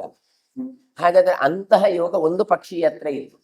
ಆ ಪಕ್ಷಿ ಏನು ಹೇಳಿತು ನೋಡಿ, ಇಷ್ಟು ಸಾಮರ್ಥ್ಯ ಉಂಟು, ಹೋಗಿ ನೀನು ಏನು ಆಲೋಚನೆ ಮಾಡ್ತೀವಿ, ವಿಭ್ರಾಜ ರಾಜನಾಗುವ ಒಂದು ಭೋಗ ಜೀವನವನ್ನು ನೀನು ಬಯಸಿದ್ಯಲ್ಲ, ನೀನು ಯೋಗ ಮಾಡಿದ್ಯ ಹೌದು, ನಿಂಗೆ ಅದು ಬಯಸತ್ತೆ ಆಗತ್ತೆ. ಆದರೆ ಅದು ಯಕಶ್ಚಿತ್, ಯಾಕೆ, ಎಂತಹ ಭಗವಂತನನ್ನು ಪಡಿಬಹುದು, ಎಂತ ಪರಮ ಪದವನ್ನು ಪಡಿಬಹುದು, ನಾವು ಯಾರು ಅಂತ ನಮ್ಮ ಸ್ವರೂಪ ಜ್ಞಾನವನ್ನು ತಿಳ್ಕೊಳ್ಬಹುದು. ಅದೆಲ್ಲವನ್ನು ಆಲೋಚನೆ ಮಾಡುವ ಬದಲು ಯಕಶ್ಚಿತ್ ತಾನೊಬ್ಬ ರಾಜನಾಗಬೇಕು ಅಂತ ಬಯಸಿದ್ದೀಯಲ್ಲ, ಹಾಗಾಗಿ ಇದು ಏನು, ಇದು ಒಳ್ಳೆದಲ್ಲ. ಅದು ಮಾತ್ರ ಅಲ್ಲ, ತಾನು ರಾಜನಾಗಬೇಕು ಅಂತ ಬಯಸಿದ, ಇನ್ನಿಬ್ರು ಬಂದು ಹೇಳಿದ್ರು ನಾವು ಮಂತ್ರಿಗಳಾಗ್ತೇವೆ. ಯಾಕೆ ಹೇಳಿದ್ರೆ ಅವರಿಗೆ ಅದು ಚಂದ ಕಂಡಿದ್ದು. ಇವ ರಾಜ ಆದ್ರೆ ನಾವು ಮಂತ್ರಿ, ನಮ್ಮಲ್ಲಿ ಮಕ್ಕಳೆಲ್ಲ ಆಟ ಆಗುವಾಗ ಹಾಗೆ ಅಲ್ಲ, ನಾನು ಇದಾದ್ರೆ ನಾನು ಸೈನಿಕನಾಗ್ತೇನೆ, ನಾನು ಅದಾಗ್ತೇನೆ ಇದಾಗ್ತೇನೆ ಅಂತ. ಹಾಗೆ ಈ ಎರಡು ಹಕ್ಕಿಗಳು ಹಾಗೆ ಹೇಳ್ತಾ ಇಲ್ವಾ, ಸರಿ ನೀವು ಆಗಿ ಅಂತ ಹೇಳಿ ನೋಡಿ. ಎಂತಹ ಯೋಗ, ಎಂತಹ ಒಂದು ಇದಿತ್ತು, ಅದೆಲ್ಲ ಬಿಟ್ಟುಕೊಂಡು ಹೀಗೆ ಮಾಡಿದ್ಯಲ್ಲ ಅಂತ ಹೇಳಿ, ಶಪ್ತ್ವಾಚ ಅನಭಿಭಾಷ್ಯಾಂ ತಾಂ ಚತ್ವಾರಶ್ಚೇರುರಂಡಜಾಹ ತಾಂ ಸ್ತ್ರೀನಭೀಪ್ಸಿತೋ ರಾಜ್ಯಂ ವ್ಯಭಿಚಾರ ಪ್ರದರ್ಶಿತಾನ್. ಅಲ್ಲಿ ಶುಚಿಬಾಕ್ ಎನ್ನುವಂಥ ಪಕ್ಷಿ ಇತ್ತು. ಅದು ಯೋಗ ಮಾರ್ಗವನ್ನು ಬಯಸಿ ಕಾಮನ ಮಾರ್ಗವನ್ನು ಅವಲಂಬಿಸದೆ 3 ಹಂಸ ಪಕ್ಷಿಗಳಿಗೆ, ಅಂದ್ರೆ ಕಾಮ ಮಾರ್ಗವನ್ನು ಅವಲಂಬಿಸಿದ 3 ಪಕ್ಷಿಗಳಿಗೆ ಶಾಪವನ್ನು ಕೊಟ್ಟಿತು. ಏನು ಹೇಳ್ತದೆ, ಶಪ್ತ್ವಾಚ ಅನಭಿಭಾಷು, ಅದು ಏನು ಹೇಳ್ತದೆ, ನೀವು ಹಾಗೆ ಆಗಲಿ ಅಂತ ಹೇಳಿ. ಆದ್ರೆ ನೀವು 3 ಜನ ಹಾಗೆ ಆಗಿ. ಆಗ 3 ಹಂಸ ಪಕ್ಷಿಗಳು ಮಾತಾಡಿಸ್ಲಿಲ್ಲ, ಬೇರೆಯವರು ಯಾರೂ ಇವ್ರ ಹತ್ರ ಮಾತಾಡ್ಲಿಕ್ಕಿಲ್ಲ. ಯಾಕೆ, ಶಾಪಗ್ರಸ್ತರು. ನೋಡಿ, ನಾವು ಎಣಿಸಿಕೊಳ್ತೇವೆ ಏನೋ ಇದು ಒಳ್ಳೇದಲ್ವ ವರ ಬಾ ಅಂತ ಹೇಳಿದ್ದು, ವರ ಅಲ್ಲ, ಅದು ಶಬ್ದ ಅಂತ ಕೊಟ್ಟರು. ಹಾಗೆಯೇ ಉಳಿದವರು ಯಾರು 4 ಜನ ಇದ್ದಾರೆ ಭಗವಂತನ ಬಗ್ಗೆ ಚಿಂತನೆ ಮಾಡುವವರು, ಅವರು ಇವರ ಹತ್ರ ಮಾತಾಡಲಿಲ್ಲ. 7 ಜನ ಒಟ್ಟೊಟ್ಟಿಗೆ ಹುಟ್ಟಿಕೊಂಡ್ರು ಇಷ್ಟು ಸಮಯ. ಈಗ 3 ಜನ, ಒಬ್ಬ ರಾಜ ಆಗ್ತಾನೆ 2 ಮಂತ್ರಿ ಆಗ್ತಾನೆ ಅಂತ ಹೇಳಿದ್ರು. ಹೇಳಿದ ಕೂಡಲೇ ಅವರ ಆ ಸಾಮರ್ಥ್ಯ ಇತ್ತು, ಅವರಿಗೆ ಯಾವುದನ್ನು ಬೇಕೋ ಅದನ್ನು ಪಡೆಯುವ ಸಾಮರ್ಥ್ಯ ಇತ್ತು. ಹಾಗಾದ್ರೆ ಅದು ಏನು ಮಾಡಿತು, ಇದನ್ನು ಬಯಸಿದ್ರೆ ಉಳಿದ 4 ಹಕ್ಕಿಗಳು ಇವರನ್ನು ಮಾತಾಡಿರ್ಲಿಲ್ಲ. ಯಾಕೆ, ಅದಕ್ಕೆ ಹೇಳ್ತಾರೆ ಮಾತ್ರ ಅಲ್ಲ, ಯಾಕೆ ಕೇಳಿದ್ರೆ ವ್ಯಭಿಚಾರ ಪ್ರದರ್ಶಿತ. ಕೆಟ್ಟವರ ಜೊತೆ ವ್ಯವಹಾರ ಮಾಡಿದ್ರೆ ಆ ಪಾಪ ನಮಗೆ ಅಂಟಿಕೊಳ್ಳುತ್ತೆ. ಇವರು 3 ಜನ ಶಾಪಗ್ರಸ್ತರು. ಏನು, ಒಳ್ಳೆ ಜನ್ಮವನ್ನು ಹೋಗುವ ಬದಲು ಯಕಶ್ಚಿತ್ ಪುನಃ ಮನುಷ್ಯರಾಗಿದ್ದುಕೊಂಡು ಯಾವುದೋ ರಾಜನ ಭೋಗ ಜೀವನವನ್ನು ಬಯಸಿದ್ರಲ್ಲ, ನಮಗೆ ಅನಿಸಾಗುತ್ತೆ ಇದರಲ್ಲಿ ಏನು ತಪ್ಪು ಅಂತ ಅನಿಸತ್ತೆ. ಇವರು ಯಾರಾಗಿದ್ರು, ಬ್ರಾಹ್ಮಣ ಧರ್ಮದಲ್ಲಿ ಹುಟ್ಟಿಕೊಂಡವರಾಗಿದ್ರು, ಋಷಿಕುಮಾರರಾಗಿದ್ರು, ಬ್ರಹ್ಮಜ್ಞಾನಿಗಳಾಗಿದ್ರು. ಇಲ್ಲದ್ರೆ ಶ್ರಾದ್ದ ಎಲ್ಲ ಮಾಡ್ಬೇಕು ಅಂತ ಹೇಳ್ತಾ ಇರಲಿಲ್ಲ. ಇಂಥ ಒಳ್ಳೆ ಜನ್ಮದಿಂದ ಹೋಗಿ ಹೋಗಿ ರಾಜನಾಗಬೇಕು ಅಂತ ಬಯಸಿದ್ರಲ್ಲ, ರಾಜನದ್ದು ಈ ಜನ್ಮ ಒಳ್ಳೇದ, ಬ್ರಾಹ್ಮಣ ಜನ್ಮ ಒಳ್ಳೇದ ಅಂತ ಕೇಳಿದ್ರೆ ಬ್ರಾಹ್ಮಣ ಜನ್ಮ ಒಳ್ಳೇದು ಅಂತ ಹೇಳ್ತಾರೆ. ಅಲ್ಲಿಂದ ಹೊರಟು ತಾನು ಕೆಳಗಿನ ಒಂದು ಹಂತಕ್ಕೆ ಬಂದ್ರು, ಹಾಗಾಗಿ ಅವ್ರಿಗೆ ಇದು ಶಾಪ ಅಂತ ಅನಿಸತ್ತೆ. ಶಾಪ, ವರ ಅಂದ್ರೆ ಅವಾಗ ಮೇಲೆ ಮೇಲೆ ಹೋಗ್ಬೇಕು, ಶಾಪ ಅಂದ್ರೆ ಕೆಳಗೆ ಬರ್ಬೇಕು. ಇದು ಇವರ ದೃಷ್ಟಿಯಲ್ಲಿ ಹಾಗೆ ಕಂಡದ್ದಿರ್ಬೋದು. ಆದ್ರೆ ಉಳಿದ 4 ಜನ ಮಾತಾಡ್ಲೇ ಇಲ್ಲ. 4 ಪಕ್ಷಿಗಳು ಯಾಕೆ ಮಾತಾಡ್ಲಿಲ್ಲ ಕೇಳಿದ್ರೆ, ಇವರು ವ್ಯಭಿಚಾರಿಗಳು, ಇವರು ಕೆಟ್ಟ ಕೆಲಸವನ್ನು ಮಾಡಿದವರು, ಹಾಗಾಗಿ ಇವರ ಹತ್ರ ನಾವು ಮಾತಾಡಬಾರದು, ಮಾತಾಡಿದ್ರೆ ಪುಣ್ಯ ಹೋಗುತ್ತೆ. ಇದು ಪದ್ಮ ಪುರಾಣದಲ್ಲಿ ಒಂದು ಕಥೆ ಬಂದಿತ್ತು, ಶತಧನ್ವರಾಜನ ಚರಿತ್ರೆ. ಅದರಲ್ಲಿ ಹೀಗೆ ಬರುತ್ತೆ, ಮಾತಾಡಿದ್ದಕ್ಕೆ ಪನಿಷ್ಮೆಂಟ್ ಉಂಟು. ನಾಸ್ತಿಕರ ಹತ್ರ ಕೆಟ್ಟವರ ಸಂಪರ್ಕ ಮಾಡಿದ್ರೆ ಸಾಕು ಪಾಪ ಬರುತ್ತೆ, ಸಜ್ಜನರ ಸಹವಾಸ ಮಾಡಿದ್ರೆ ಪುಣ್ಯ ಬರುತ್ತೆ ಅಂತ ಹೇಳ್ತಾನೆ. ಅದು ಏನು, ಅವಭೃತ ಸ್ನಾನದ ಚರಿತ್ರೆ. ಶತಧನ್ವ ಅಂತ ಒಬ್ಬ ರಾಜ ಇದ್ದ. ಆತ ಏನು ಮಾಡಿದ ಕೇಳಿದ್ರೆ, ತಾನು ಧರ್ಮ ಕರ್ಮವನ್ನು ಮಾಡ್ತಾ ರಾಜ್ಯಭಾರ ಮಾಡ್ತಾ ಇದ್ದ. ಅವನಿಗೆ ಒಬ್ಬಳು ಪತ್ನಿ ಇದ್ದು. ಈ ಗಂಡ ಹೆಂಡತಿ ಇಬ್ಬರು ಏಕಾದಶಿ ಉಪವಾಸ ಮಾಡಿಕೊಂಡು ದ್ವಾದಶಿ ಮರುದಿನ ಬೆಳಿಗ್ಗೆ ಬೇಗ ಎದ್ದು ಸ್ನಾನ ಮಾಡಿ ಅನುಷ್ಠಾನ ಮಾಡಿ ದ್ವಾದಶಿ ಪಾರಣೆಯನ್ನು ಮಾಡ್ತಾ ಇದ್ರು. ಇವರು ಸ್ನಾನಕ್ಕೆ ಅಂತ ಹೋಗುವಾಗ ಆ ಶತಧನ್ವರಾಜನ ಒಬ್ಬ ಕ್ಲಾಸ್ಮೇಟ್ ಸಿಗ್ತಾನೆ. ಅಂದ್ರೆ ಚಿಕ್ಕ ಗುರುಕುಲದಲ್ಲಿ ಇರುವಾಗ ಒಟ್ಟಿಗಿದ್ದವ, ಆದ್ರೆ ಪರಮನಾಸ್ತಿಕವ. ಹಾಗಾಗಿ ಇವನು ಹೇಳ್ತಾನೆ, ಇವನ ಹೆಂಡತಿ, ನೋಡು ಅವ ಬರ್ತಾನೆ, ನಿನ್ನ ಗೆಳೆಯ ಇರಬಹುದು, ಆದ್ರೆ ಈಗ ನಾವು ವ್ರತದಲ್ಲಿ ಇದ್ದೇವೆ, ಏಕಾದಶಿ ವ್ರತ ಇನ್ನೂ ಮುಗಿಲಿಲ್ಲ, ಹಾಗಾಗಿ ಈಗ ಮಾತಾಡಬೇಡ. ಅವ ಪಾಖಂಡಿ ಇದ್ದಾನೆ, ಭಗವಂತನನ್ನು ವಿರೋಧ ಮಾಡುವವನಿದ್ದಾನೆ, ಏನಿದ್ರು ಕೂಡ ಮಧ್ಯಾಹ್ನ ಮೇಲೆ ಬಂದು ಆಮೇಲೆ ಮಾತಾಡು ಅಂತ. ಇವನ ಸಮುದ್ರ ಅಲ್ಲಿ ಸ್ನಾನಕ್ಕೆ ಹೋಗಿದ್ದಾನೆ, ನದಿ ಹತ್ರ, ಅವನು ಕಾಣಿಸಿಕೊಂಡಿದ್ದಾನೆ, ಬಾಲ್ಯದ ಗೆಳೆಯ ಅಲ್ವಾ, ಕರೆದು ಮಾತಾಡಿಸಿದ್ದು. ಎಲ್ಲ ಮಾತಾಡಿಸಿ ಆಯ್ತು, ಬಂದಾಯ್ತು. ಎಲ್ಲ ಆದ್ಮೇಲೆ ಸತ್ತ ನಂತರ ಒಬ್ಬ ನಾಯಿಯಾಗಿ ಹುಟ್ಟಿದ. ಯಾಕೆ ಕೇಳಿದ್ರೆ, ವ್ರತ ಮಾಡಿದ್ದು ಮಧ್ಯದಲ್ಲಿ ಒಬ್ಬ ಪಾಖಂಡಿ ಹತ್ರ, ನಾಸ್ತಿಕನ ಹತ್ರ ಮಾತಾಡಿದ್ದಕ್ಕೆ ಅಂತ ಹೇಳಿದ್ರು. ಇವಳು ರಾಜಕುಮಾರಿಯಾಗಿ ಹುಟ್ಟಿದ್ಲು. ಇವಳಿಗೆ ಗೊತ್ತಾಯಿತು, ಜಾತಿ ಸ್ಮರಣೆ ಇತ್ತು, ಅಯ್ಯೋ ನನ್ನ ಗಂಡ ಇಲ್ಲಿಂದ ಎಲ್ಲ ಮದುವೆ ಮಾಡ್ಲಿಕ್ಕೆ ಬಂದ್ರೆ ನೀನು ಮದುವೆ ಆಗ್ಲಿಕ್ಕೆ ಒಪ್ಪಲಿಲ್ಲ. ಯಾಕೆ? ಇವಳಿಗೆ ಜಾತಿ ಸ್ಮರಣೆ ಇದೆ. ನನ್ನ ಗಂಡ ಎಲ್ಲಿ ಹುಟ್ಟಿದ್ದಾನೆ ಅಂತ ನೋಡಿದ್ರೆ ಎಲ್ಲಿಯೋ ಒಂದು ನಾಯಿಯಾಗಿ ಹುಟ್ಟಿದ್ದಾನೆ. ಅಯ್ಯೋ ಕಥೆಯೇ ಅಂತ ಅಲ್ಲಿ ಹೋದ್ಲು. ಹೋಗಿ ಆ ನಾಯಿ ಹತ್ರ ಮಾತಾಡಿಸಿದ್ಲು. ಅಲ್ಲ, ನೀನು ಯಾರು ಗೊತ್ತುಂಟ? ಯಾರು? ನೀನು ಶತಧನ್ವ ಅಂತ ರಾಜ, ನೀನು ಹೀಗೆ ಇದ್ದವ. ಹೋಗಿ ನಾಯಿಯಾಗಿ. ಅಲ್ಲ, ನೀನು ರಾಜಕುಮಾರಿ ಆಗಿದ್ದಿ, ನಾನು ಹೇಗೆ ನಾಯಿ ಆಗಿದ್ದೇನೆ ಅಂತ ಕೇಳಿದೆ ಅಂತ ಹೇಳಿ. ನಾನು ವ್ರತಕಾಲದಲ್ಲಿ ಒಬ್ಬ ನಾಸ್ತಿಕರ ಹತ್ರ ಎಲ್ಲ ಮಾತಾಡ್ಲಿಕ್ಕೆ ಹೋಗ್ಲಿಲ್ಲ. ನಾನು ಹೇಳಿದೆ, ನೀವು ಕೇಳಲಿಲ್ಲ. ಹಾಗೆ ಮಾತಾಡಿದ ಕೆಲವು ನಾಯಿ ಜನ್ಮ ಬಂತು. ಹೌದಾ? ಈ ಜನ್ಮ ಬೇಡ ಅಂತ ಅನ್ನಾಹಾರ ಬಿಟ್ಟದ್ದು ಕತ್ತಿತು. ಮರು ಜನ್ಮದಲ್ಲಿ ಅದೊಂದು ಜಿಂಕೆಯಾಗಿ ಹುಟ್ಟಿತು. ಪುನಃ ಇವು ರಾಜಕುಮಾರಿಗೆ ಮದುವೆ ಆಗ್ತದೆ, ಅವಳು ಒಪ್ಪಲಿಲ್ಲ. ಪುನಃ ಹುಡುಕಿಕೊಂಡು ಹೋದ್ಲು. ಪುನಃ ಜಿಂಕೆಗೆ ಉಪದೇಶ ಕೊಟ್ಟರು. ಹೀಗೆ ಜಿಂಕೆ, ಕಾಗೆ, ಹೀಗೆ ಬೇರೆ ಬೇರೆ ಬೇರೆ ಬೇರೆ ಇದಾಗಿ ಕೊನೆಗೆ ನವಿಲಿನ ಜನ್ಮ ಬರುತ್ತೆ. ನವಿಲು ಜನ್ಮ ಆದ್ರೂ ಕೂಡ ಹಾಗೆ ಇವಳು ಬರೋದು, ತಾನು ಮದುವೆ ಆಗುದಿಲ್ಲ. ಮದುವೆ ಆಗಬೇಕು ಅಂತ ಕೊಟ್ಟಿದ್ದು ನಾನು ಜಿಂಕೆ ಹತ್ರ, ಇದು ನವಿಲಿನ ಹತ್ರ ಬಂದು ಹೇಳಿತು, ನೋಡು ನೀನು ಹೀಗೆ ನನ್ನ ಗಂಡನಾಗಿದ್ದಿ, ಮಾತಾಡಿದ್ದಕ್ಕೆ ಹೀಗಾಯ್ತು ಅಂತ. ಒಂದು ಚಿಕ್ಕ ತಪ್ಪು 7 ಜನ್ಮಕ್ಕೆ ಬರುತ್ತೆ ಅಂತ ತೋರಿಸಿ ಕೊಡ್ತಾರೆ. ಕೊನೆಗೆ ಸರಿ, ಪುನಃ ಪ್ರಾಯಶ್ಚಿತ್ತ ಮಾಡಿಕೊಡುದು. ಏನು? ಅಷ್ಟೊತ್ತಿಗೆ ಆಗುವಾಗ ಜನಕ ಮಹಾರಾಜ ಬರ್ತಾನೆ. ಆತ ಯಜ್ಞದ ಅವಭೃತ ಸ್ನಾನಕ್ಕೆ ಅಂತ ಬಂದಿದ್ದಾನೆ. ಆಗ ಇವರು ಹೇಳ್ತಾಳೆ, ನೋಡು, ನಾನು ನೀರು ಇಬ್ರು ಸೇರಿ ಆ ನೀರಿನಲ್ಲಿ ಮುಳುಗಿ ಸ್ನಾನ ಮಾಡು, ನಮ್ಮ ಪಾಪ ಪರಿಹಾರ ಆಗತ್ತೆ ಅಂತ. ಹಾಗೆ ಶತಧನ್ವ ಏನು ಮಾಡ್ತಾನೆ ಅಂದ್ರೆ, ಈ ನವಿಲಾಗಿದ್ದದ್ದು ಮತ್ತೆ ಆಕೆ ಇಬ್ರು ಕೈ ಹಿಡ್ಕೊಂಡು ನೀರಿನಲ್ಲಿ ಮುಳುಗ್ತಾರೆ. ಮುಳುಗುವಾಗ ನವಿಲು ಸಾಯ್ತದೆ. ನವಿಲು ಸತ್ತಿತ್ತು. ಮುಂದೆ ಜನಕರಾಜ ಯಾಕೆ ಯಾಗ ಮಾಡಿದ? ಅವನಿಗೆ ಮಗುವಾಗಬೇಕು. ಆ ಮಗುವಾಗಿ ಇವನೇ ಮತ್ತೆ ಹುಟ್ಟಿಕೊಳ್ತಾನೆ. ಹೀಗೆ ರಾಜನೇ ಮತ್ತೆ ಮಗುವಾಗಿ ಹುಟ್ಟಿಕೊಳ್ತಾನೆ. ಆಗ ಈಕೆ ಆತನನ್ನು ಮದುವೆ ಆಗ್ತಾಳೆ. ಇದು ವಿಚಿತ್ರ. ಎಷ್ಟೋ ಜನ್ಮ ಪ್ರಾಣಿಗಳಾಗಿ ಹುಟ್ಟಿದ ಬಳಿಕ ಬಂದು ಇಲ್ಲಿ ಏನು ತೋರಿಸ್ತಾರೆ ಕೇಳಿದ್ರೆ, ಹಾಗೆ ಇರ್ತಾ ಇದ್ರೆ ಅದು ಹಾಗೆ ಕಂಟಿನ್ಯೂ ಆಗ್ತಾನೇ ಹೋಗ್ತಾ ಇತ್ತು. ಆದ್ರೆ ಎಂದು ಅವಭೃತ ಸ್ನಾನ ಮಾಡಿದ್ರು ಯಜ್ಞದ ಕೊನೆಗೆ ಅಥವಾ ಉತ್ಸವದ ಕೊನೆಗೆ, ಆಗ ಅಂತಹ ದೋಷಗಳನ್ನು ಪರಿಮಾರ್ಜನೆ ಆಯಿತು ಅಂತ ಕೊಡ್ತಾರೆ. ಹಾಗಾದ್ರೆ ಒಬ್ಬ ಕೆಟ್ಟವರ ಹತ್ರ, ಒಬ್ಬ ನೆಗೆಟಿವ್ ಎನರ್ಜಿ ಇದ್ದವರ ಹತ್ರ, ಒಬ್ಬ ನಾಸ್ತಿಕನ ಹತ್ರ ಮಾತಾಡಿದ್ರೆ ನರಕಾದ್ಯನರ್ಥಗಳಾಗ್ತದೆ. ಹಾಗಾಗಿ ಅಂತಹ ಪತಿತನ ಹತ್ರ ವ್ಯವಹಾರ ಮಾಡಬಾರದು ಅಂತ ಈ 4 ಹಕ್ಕಿಗಳು ಮಾತಾಡದೆ ಕೂತ. ಅಷ್ಟೆಲ್ಲ ಆಗುವಾಗ ಅವುಗಳಿಗೆ ಬುದ್ಧಿ ಬರುತ್ತೆ. ಯಾಕೆ ನಮ್ಮ ಹತ್ರ ಮಾತಾಡಲ್ಲ? ಅದಕ್ಕೋಸ್ಕರ ಹೇಳ್ತಾವೆ ಅವುಗಳು, ಸಪ್ತಾಹ ಖಗಾಸ್ತೇತು ಯೋಗಭ್ರಷ್ಟ ವಿಚೇತತಃ ತಾನ್ ಪ್ರಯಾಜಂತ ಚತುರಸ್ತ್ರಯಸ್ತೆ ಸಹಚಾರಿಣ. 4 ಹಕ್ಕಿಗಳಿಂದ ಶಪ್ತರಾದ 3 ಚಕ್ರವಾಕ ಪಕ್ಷಿಗಳು ಧ್ಯಾನಾವಸ್ಥೆಯನ್ನು ಕಳೆದು ಯೋಗ ಭ್ರಷ್ಟರಾಗಿ ಕೊಟ್ರು. ಒಟ್ಟಿಗೆ ಬದುಕನ್ನು ನಡೆಸ್ತಾ ಇದ್ರು. ಆದ್ರೆ ಆ ಯೋಗ ಭ್ರಷ್ಟರಾದದ್ರಿಂದ ವ್ಯತ್ಯಸ್ತವಾದಂತಹ ಮನಸ್ಸು ಭೂಮಿಯಿಂದಾಗಿ 4 ಮಂದಿ ಬಳಿ ಈ 3 ಚಕ್ರವಾಕ ಪಕ್ಷಿಗಳು ಬಂದು ತಾನ್ ಪ್ರಯಾಚಂತ ಬೇಡ್ಲಿಕ್ಕೆ ಆರಂಭ ಮಾಡಿದ್ರು. ತಪ್ಪಾಯ್ತು ನಮ್ದು. ಆಗ ಅವರಿಗೆ ಗೊತ್ತಾಯ್ತು, ಯಾಕೆ ಇವರು ಮಾತಾಡಿಲ್ಲ, ನೀವು ತಪ್ಪು ಮಾಡಿದ್ದೀರಿ ಅಂತ ಗೊತ್ತಾಗ್ಬೇಕು ಅಂತ. ಇವರಿಗೆ ಅಂದಾಜಾಯ್ತು. 3 ಜನ ಹಕ್ಕಿಗಳು ಕೂಡ ಬಂದು ಮಾತಾಡ್ತಾವೆ. ತೇಷಾಂ ಪ್ರಸಾದಂ ಚಕ್ರುಸ್ತೆ ಅಥೈತಾನ್ ಸುಮನಾಬ್ರವೀ ಸರ್ವೇಷಾಮೇವ ವಚನಾತ್ ಪ್ರಸಾದಾದುತ್ತಮಂ ತದ ಅಂತವಾನ್ ಭವಿತಾ ಶಾಪೋ ಯುಷ್ಮಾಕಂ ನಾತ್ರ ಸಂಶಯ ಇತ್ಯುಕ್ತಾಶ್ಚ ಮಾನುಷ್ಯಂ ಪ್ರಾಪ್ಯ ಯೋಗಮವಾಪ್ಸ್ಯಥ. ಆ 4 ಹಕ್ಕಿಗಳು ಇವರಿಗೆ ಆಶೀರ್ವಾದವನ್ನು ಮಾಡ್ತಾ ಇದ್ರೆ, ಆಗ್ಲಿ ನಿಮ್ಗೆ ಗೊತ್ತಾಯ್ತಲ್ಲ ನೀವು ಮಾಡಿದ್ರಿ ತಪ್ಪು ಅಂತ ಹೇಳಿ. ಹಾಗಾಗಿ ಸಂತೋಷ ಆಯ್ತು ಅವುಗಳಿಗೆ. ಮೊದಲು ನೋಡಿ, ತಪ್ಪು ಮಾಡಿದ್ದು ದೊಡ್ಡದಲ್ಲ, ನಾನು ಮಾಡಿದ್ದು ತಪ್ಪು ಅಂತ ಅನ್ನಿಸುವುದುಂಟು ನೋಡಿ, ಅದು ದೊಡ್ಡದು. ಹಾಗಾಗಿ ಇವರಿಗೆ ಅನ್ನಿಸಿದೆ. ಹಾಗಾಗಿ ಅದರಲ್ಲಿ ಒಂದು 4 ಹಕ್ಕಿಗಳಲ್ಲಿ ಒಂದಾದಂತಹ ಸುಮನ ಎನ್ನುವಂತಹ ಹಕ್ಕಿ ಅದು ಮಾತಾಡತ್ತೆ. ಏನ್ ಹೇಳುತ್ತೆ? ಸರ್ವೇಷಾಮೇವ ವಚನಾತ್ ಪ್ರಸಾದಾತ್ ಉತ್ತಮಂ ತಮ. ನಿಮ್ಮ ಮಾತನ್ನು ಕೇಳಿ ನಮಗೆ ಪ್ರಸನ್ನತೆ ಬಂದಿದೆ. ಹಾಗಾಗಿ ನಮ್ಮ ಶಾಪವು ಕೊನೆ ಮುಟ್ಟತ್ತೆ ಯಾವಾಗ? ನಿಮ್ಮ ಮಾತಿನಿಂದ ಉತ್ತಮವಾದ ಸ್ಥಿತಿಯನ್ನು ನೀವು ಅನುಭವಿಸುವಾಗ. ಇದರಲ್ಲಿ ಸಂಶಯ ಬೇಡ.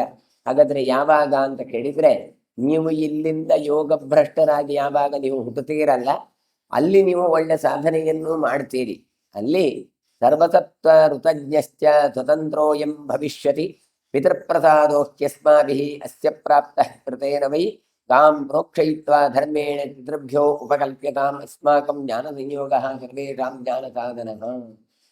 ಅದು ಹೇಳ್ತದೆ, ಗಾಂ ಪ್ರೋಕ್ಷಯಿತ್ವಾ ಧರ್ಮೇಣ ಪಿತೃಭ್ಯೋ ಉಪಕಲ್ಪ್ಯತಾಂ ಎನ್ನುವಂಥ ವಾಕ್ಯ ಕೇಳಿದಾಗ ನಿಮ್ಮ ಈ ಏನೊಂದು ಜನ್ಮ ಮಾಡಿದ ನೀವು ದೋಷ ಉಂಟಲ್ಲ, ಅದು ಪರಿಹಾರವಾಗುತ್ತೆ ಅಂತ ಹೇಳ್ತಾನೆ. ಯಾಕೆ? ಆಗ ಹೇಳ್ತದೆ, ನೋಡು, ಇದು ಒಂದೇ ಅಲ್ಲ, ಮತ್ತೇನು, ನಮ್ಮ ಹತ್ರ ನೀವೆಲ್ಲ ತಪ್ಪನ್ನು ಯಾಚಿಸಿದ್ದೀರಿ. ಹಾಗಾಗಿ ಇನ್ನೊಂದು ಏನು ಗೊತ್ತಾ, ಸರ್ವಸತ್ವಋತಜ್ಞಶ್ಚ ಸ್ವತಂತ್ರೋಯಂ ಭವಿಷ್ಯತಿ. ಸ್ವತಂತ್ರನಾದದ್ದು ಅಂದ್ರೆ ಸ್ವತಂತ್ರ ಎನ್ನುವಂತಹ ಇದೊಂದು ಹಕ್ಕಿಯಾಗಿತ್ತು. ಹಾಗಾಗಿ ಸ್ವತಂತ್ರ ಇದು ನೀನು ಬ್ರಹ್ಮದತ್ತನಾಗಿ ಹುಟ್ಟುತ್ತೀಯಪ್ಪ, ರಾಜನಾಗತಿ. ಅಲ್ಲಿ ನಿನಗೆ ಪ್ರಾಣಿಗಳ ಮಾತಿನ ಅರ್ಥ ಗೊತ್ತಾಗತ್ತೆ. ಇದು ನಾವು ನಿಮಗೆ ಕೊಡುವಂತ ಅನುಗ್ರಹ. ಪ್ರಾಣಿಗಳ ಕಲರವ ಏನುಂಟು, ಆ ಕಲರವಕ್ಕೆ ಗೂಢಾರ್ಥಗಳು ಏನುಂಟು, ಅದು ನಿನಗೆ ಗೊತ್ತಾಗತ್ತೆ. ಇದೊಂದು ಸ್ಪೆಷಲ್ ಪವರ್. ಇದನ್ನು ನಾವು ನಿಮಗೆ ಅನುಗ್ರಹ ಮಾಡ್ತಾ ಇದ್ದೇವೆ. ಹಾಗಾಗಿ ಅಲ್ಲಿಂದ ಮತ್ತೆ ಯಾಕೆ ಇಷ್ಟೆಲ್ಲ ಮಾಡಿದ್ ಗೊತ್ತಾ? ನಿನ್ನಿಂದಾಗಿ ನಮಗೆ ಪಿತೃಗಳ ಅನುಗ್ರಹ ಆಗಿ ಮಾಡಿದ್ದೀವಿ. ನೀನು ಹಿಂದೆ ಪಿತೃವರ್ತಿಯಾಗಿದ್ದುಕೊಂಡು ಶ್ರಾದ್ದ ಮಾಡುವ ಹಾಗೇ ದನ ತಿನ್ನೋದು ಬೇಡ ಅಂತ ಹೇಳಿ ನೀನು ಹೇಳಿದ್ರಿಂದ ನಾವು ಶ್ರಾದ್ದ ಮಾಡಿದ್ವಿ. ಆ ಶ್ರಾದ್ದ ಮಾಡಿದ್ರಿಂದ ಇವತ್ತು ಜನ್ಮ ಜನ್ಮಾಂತರದ ಸ್ಮರಣೆ ಉಂಟು. ಹಾಗಾಗಿ ನಿನ್ನಿಂದ ನಾವು ಉಪಕೃತರು. ಅದಕ್ಕೋಸ್ಕರ ಋಣ ತೀರಿಸಲಿಕ್ಕೋಸ್ಕರ ಇಂತಹ ಎರಡು ಅನುಗ್ರಹ ಮಾಡ್ತೇವೆ ನಾವು. ಒಂದು, ನಿನಗೆ ಪ್ರಾಣಿ ಪಕ್ಷಿಗಳ ಎಲ್ಲ ಮಾತುಗಳು ನಿನಗೆ ಅರ್ಥ ಆಗಿದೆ. ಎರಡನೇದ್ದು, ನೀನು ಯಾವಾಗ ಗಾಂ ಪ್ರೋಕ್ಷಯಿತ್ವ ಧರ್ಮೇಣ ಪಿತೃಭ್ಯೋ ಉಪಕಲ್ಪ್ಯತಾಂ ಎನ್ನುವಂತಹ ವಾಕ್ಯ ಕೇಳುತ್ತೆಯಲ್ಲ, ಈ ವಾಕ್ಯ ಕೇಳಿಸಿಕೊಂಡಾಗ ನಿನಗೆ ಜನ್ಮಾಂತರದ ಪಾಪಗಳೆಲ್ಲ ಪರಿಹಾರ ಆಗಿ ನಿನ್ನ ಸ್ಮರಣೆ ಮತ್ತೆ ಮರುಕಳಿಸಲಿ. ಇದಂಚ ಮುಖ್ಯ ಸಂದರ್ಭಂ ಶ್ಲೋಕಮೇಕಮುದಾಹೃತಂ ಪುರುಷಾಂಚ ಜಹಿತಂ ಶುತ್ವ ತಥೋ ಯೋಗಮಾಪ್ಸ್ಯತ. ಆಮೇಲೆ ನಿನಗೆ ಯೋಗ ಮಾರ್ಗಕ್ಕೆ ನೀನು ಮತ್ತೆ ಮರಳಿ ಬಾ. ಹಾಗಾದ್ರೆ ಯೋಗ ಮಾರ್ಗ ಎಷ್ಟು ದೊಡ್ಡದು ಅಂತ ಆಲೋಚನೆ ಮಾಡಿ. ಅದಕ್ಕೆ ಉತ್ತರ ಹೇಳ್ತಾರೆ ಪದ್ಮಪುರಾಣದಲ್ಲಿ, ಕುರುಕ್ಷೇತ್ರೇ ಯೋ ವಿಪ್ರಾ ವ್ಯಾಧ ದಶಪುರೇತು ಯೇ ಕಾಲಂಜರೇ ಮೃದೀಭೂತ ಚಕ್ರವಾಕಸ್ತು ಮಾನುಷೇ ಅಂತ ಇದನ್ನು ಹೇಳುವಾಗ ನಿಮಗೆ ಜನ್ಮಾಂತರದ ಸ್ಮರಣೆ ಬರಲಿ ಅಂತ ಹೇಳಿದ್ರು ಅಂತ ಬರುತ್ತೆ. ಅಂತೂ ಈ ಒಂದು ಪರಿಮಾರ್ಜನೆ ಆಗುತ್ತೆ. ಇದರಿಂದ ಎರಡು ತೋರಿಸ್ತಾರೆ. ಸಿಕ್ಕ ತಪ್ಪಿಗೂ ಕೂಡ ಜನ್ಮ ಜನ್ಮಾಂತರದ ಒಂದು ಕರ್ಮ ಅನುಭವಿಸುತ್ತೆ. ಮತ್ತೆ ಆ ಕರ್ಮ ಹೋಗಬೇಕು ಕೇಳಿದ್ರೆ ಮತ್ತೆ ಪ್ರಾಯಶ್ಚಿತ್ತವಾಗಿ ತಪ್ಪನ್ನು ಒಪ್ಪಿಕೊಳ್ಬೇಕು. ಒಂದು ವೇಳೆ ತಪ್ಪನ್ನು ಒಪ್ಪಿಕೊಳ್ಳಿಲ್ಲ ಅಂತ ಹೇಳಿದ್ರೆ ಜನ್ಮ ಕೋಟಿ ಶತೈರಪಿ ಅಂತ ಕರ್ಮ ಎನ್ನುವಂಥದ್ದು ಬಿಡುವುದಿಲ್ಲ. ಒಂದು ಕರ್ಮದಿಂದ ಇನ್ನೊಂದು ಕರ್ಮ, ಇನ್ನೊಂದು ಕರ್ಮದಿಂದ ಇನ್ನೊಂದು ಕರ್ಮ ಅಂತ. ಅದು ಹೇಗೆ ಕೇಳಿದ್ರೆ, ಯಾವುದೋ ಹತ್ಯಾ ದುರಿತ ಮಾಡಿದ್ದೀರಿ, ತಪ್ಪು ಮಾಡಿದ್ದೀರಿ, ಏನ್ ಪ್ರಾಯಶ್ಚಿತ್ತ? ಪೌಮಾನ ಹೋಮ ಅಂತ ಹೇಳಿದ್ವಿ. ಸರಿಯಿಂದ ಪೌಮಾನ ಹೋಮ ಮಾಡಿದ್ವಿ. ಒಂದು ಪೌಮಾನ ಹೋಮ ಮಾಡಿ ಪುಣ್ಯ ಜಾಸ್ತಿ ಆಯ್ತಾ ಪಾಪ ಜಾಸ್ತಿ ಆಯ್ತಾ ಹೇಳಿದ್ರೆ ಒಂದು ಲೆಕ್ಕದಲ್ಲಿ ಪಾಪವೇ ಜಾಸ್ತಿ ಆಯ್ತು. ಯಾಕೆ? ಒಳ್ಳೆ ಶುದ್ಧ ದನದ ತುಪ್ಪ ಬೇಕು ಅಂತ ಹೇಳಿದ್ದಾರೆ. ನಾವು ಶುದ್ಧ ದನದ ಅಂದ್ರೆ ದನ ಶುದ್ಧವೋ ತುಪ್ಪ ಶುದ್ಧವೋ ಗೊತ್ತಾಗುತ್ತೆ. ಹೀಗೆ ಶುದ್ಧ ದನದ ಚಿತ್ರ ಇರುವ ತುಪ್ಪ ಹಿಡ್ಕೊಂಡು ಬರ್ತೇವೆ. ಆಜ್ಞೀಯ ವೃಕ್ಷಗಳನ್ನು ಹಾಕ್ಲಿಕ್ಕೆ ಹೇಳ್ತಾರೆ. ನಮಗೆ ಸಿಕ್ಕಿದ್ದೇ ಇದಪ್ಪ, ಈ ಕಾಲದಲ್ಲಿ ಆಗೋದಿಲ್ಲಪ್ಪ ಅಂತ ಹೇಳಿದ್ರು. ಆಯ್ತಪ್ಪ, ಪವಮಾನ ಮಂತ್ರಗಳನ್ನು ಹೀಗೆ ಉಚ್ಚಾರಣೆ ಮಾಡಬೇಕು ಅಂತ ಉಂಟು. ಅದಕ್ಕೆ ನಾವೆಂತ ಮಾಡ್ಲಿಕ್ಕಾಗ್ತದೆ, ಪುರೋಹಿತರು ತಪ್ಪು ಹೇಳಿದ್ರೆ ಅಂತ ಹೇಳ್ತೀವಿ. ಅಂತೂ ಇಂತೂ ಎಲ್ಲದಕ್ಕೂ ಯಜಮಾನನೇ ಕಾರಣನಾಗಿ ಬಿಡ್ತಾನೆ. ಯಾಕೆ ಹೇಳಿದ್ರೆ ಪುಣ್ಯ ನಮಗೆ ಬೇಕು. ಅದಕ್ಕೆ ಜೊತೆಗೆ ಬೇಕಾದಂತ ಯೋಗ್ಯರನ್ನು ಚಯನ ಮಾಡದೇ ಇರುವಂತದ್ದು, ಅಧ್ಯಯನ ಮಾಡದೇ ಇರುವುದು. ಮತ್ತೊಂದು ಏನು ಕೇಳಿದ್ರೆ ಹೋಮ ಹವನ ನಾವೇ ಮಾಡ್ಲಿಕ್ಕಿರೋದು, ಪುರೋಹಿತರಲ್ಲ. ಪುರೋಹಿತರು ಮಾರ್ಗದರ್ಶನ ಮಾತ್ರ ಮಾಡ್ಲಿಕ್ಕಿರೋರು. ನಾವೇ ಉದಾಸೀನ ಪಕ್ಷ ಅಲ್ಲ, ನೀವೇ ಮಾಡಿ ಅಲ್ಲ, ನಾವು ದರ್ಭೆಯಲ್ಲಿ ಮುಟ್ಟಿಕೊಳ್ತೇವೆ, ದುಲಾಭ ಆಯ್ತಲ್ಲ ಅಂತ ನಾವೇ ಹೇಳುದು. ಹಾಗಾಗಿ ಎಲ್ಲದಕ್ಕೂ ತಲೆ ಕೊಡುವ ಪರಿಸ್ಥಿತಿ ಬಂದದ್ರಿಂದ ಅದು ಒಳ್ಳೇದಾಯ್ತಾ ಅದು ಕೆಟ್ಟದಾಯ್ತಾ ಗೊತ್ತಿಲ್ಲ. ಹಾಗಾದ್ರೆ ಕರ್ಮ ಹೇಗೆ ಫಲ ಕೊಟ್ಟಿದ್ದು ಕೇಳಿದ್ರೆ, ಅಥ ಫಲಮತ ಉಪಪತ್ತೇ, ಕರ್ಮದ ಫಲ ಕೊಡುವವನು ಭಗವಂತ. ಆ ಭಗವಂತನಿಗೆ ಪ್ರೀತಿಯಾಗಲಿ ಅಂತ ಮಾಡಿದಾಗ ಭಗವಂತ ಅನುಗ್ರಹ ಮಾಡ್ತಾನೆ ಹೊರತು ಕೇವಲ ಕರ್ಮ ಅಲ್ಲ. ಅದನ್ನೇ ಇಲ್ಲಿ ಹೇಳ್ತಾ ಇದ್ದಾರೆ. ಹಾಗಾಗಿ ನೀವು ಪ್ರಾಯಶ್ಚಿತ್ತವನ್ನು ಮಾಡಿಕೊಂಡು ನಮ್ಮ ಹತ್ರ ಕೇಳಿದ್ದರಿಂದ ನಿಮಗೆ ಅದರದ ಪರಿಮಾರ್ಜನೆಯ ದಾರಿಯನ್ನು ನಾವು ತೋರಿಸಿದ್ದೇವೆ ಅಂತ ಹೇಳಿ ಆ ಹಕ್ಕಿಗಳು, 4 ಚಕ್ರವಾಕ ಪಕ್ಷಿಗಳು ತಿಳಿಸಿತು. ಮಾರ್ಕಂಡೇಯ ಉವಾಚ ತೇ ಯೋಗ ಧರ್ಮ ನಿರತ ಸಪ್ತಮಾನಸಚಾರಿಣ ವಾಯುವಂ ಭುಕ್ಷಾ ಸತತಂ ಶರೀರಾಣ್ಯುಪಶೋಷಯನ್. ಯೋಗ ಧರ್ಮರಿತರಾದಂಥ ಆ 7 ಮಂದಿ ಕೂಡ ಮಾನಸ ಸರೋವರದಲ್ಲಿ ಸಂಚರಿಸ್ತಾ ಗಾಳಿ ನೀರುಗಳನ್ನು ಕುಡಿದುಕೊಂಡು ಆ ಶರೀರವನ್ನು ದಂಡಿಸಿದ್ರಂತೆ.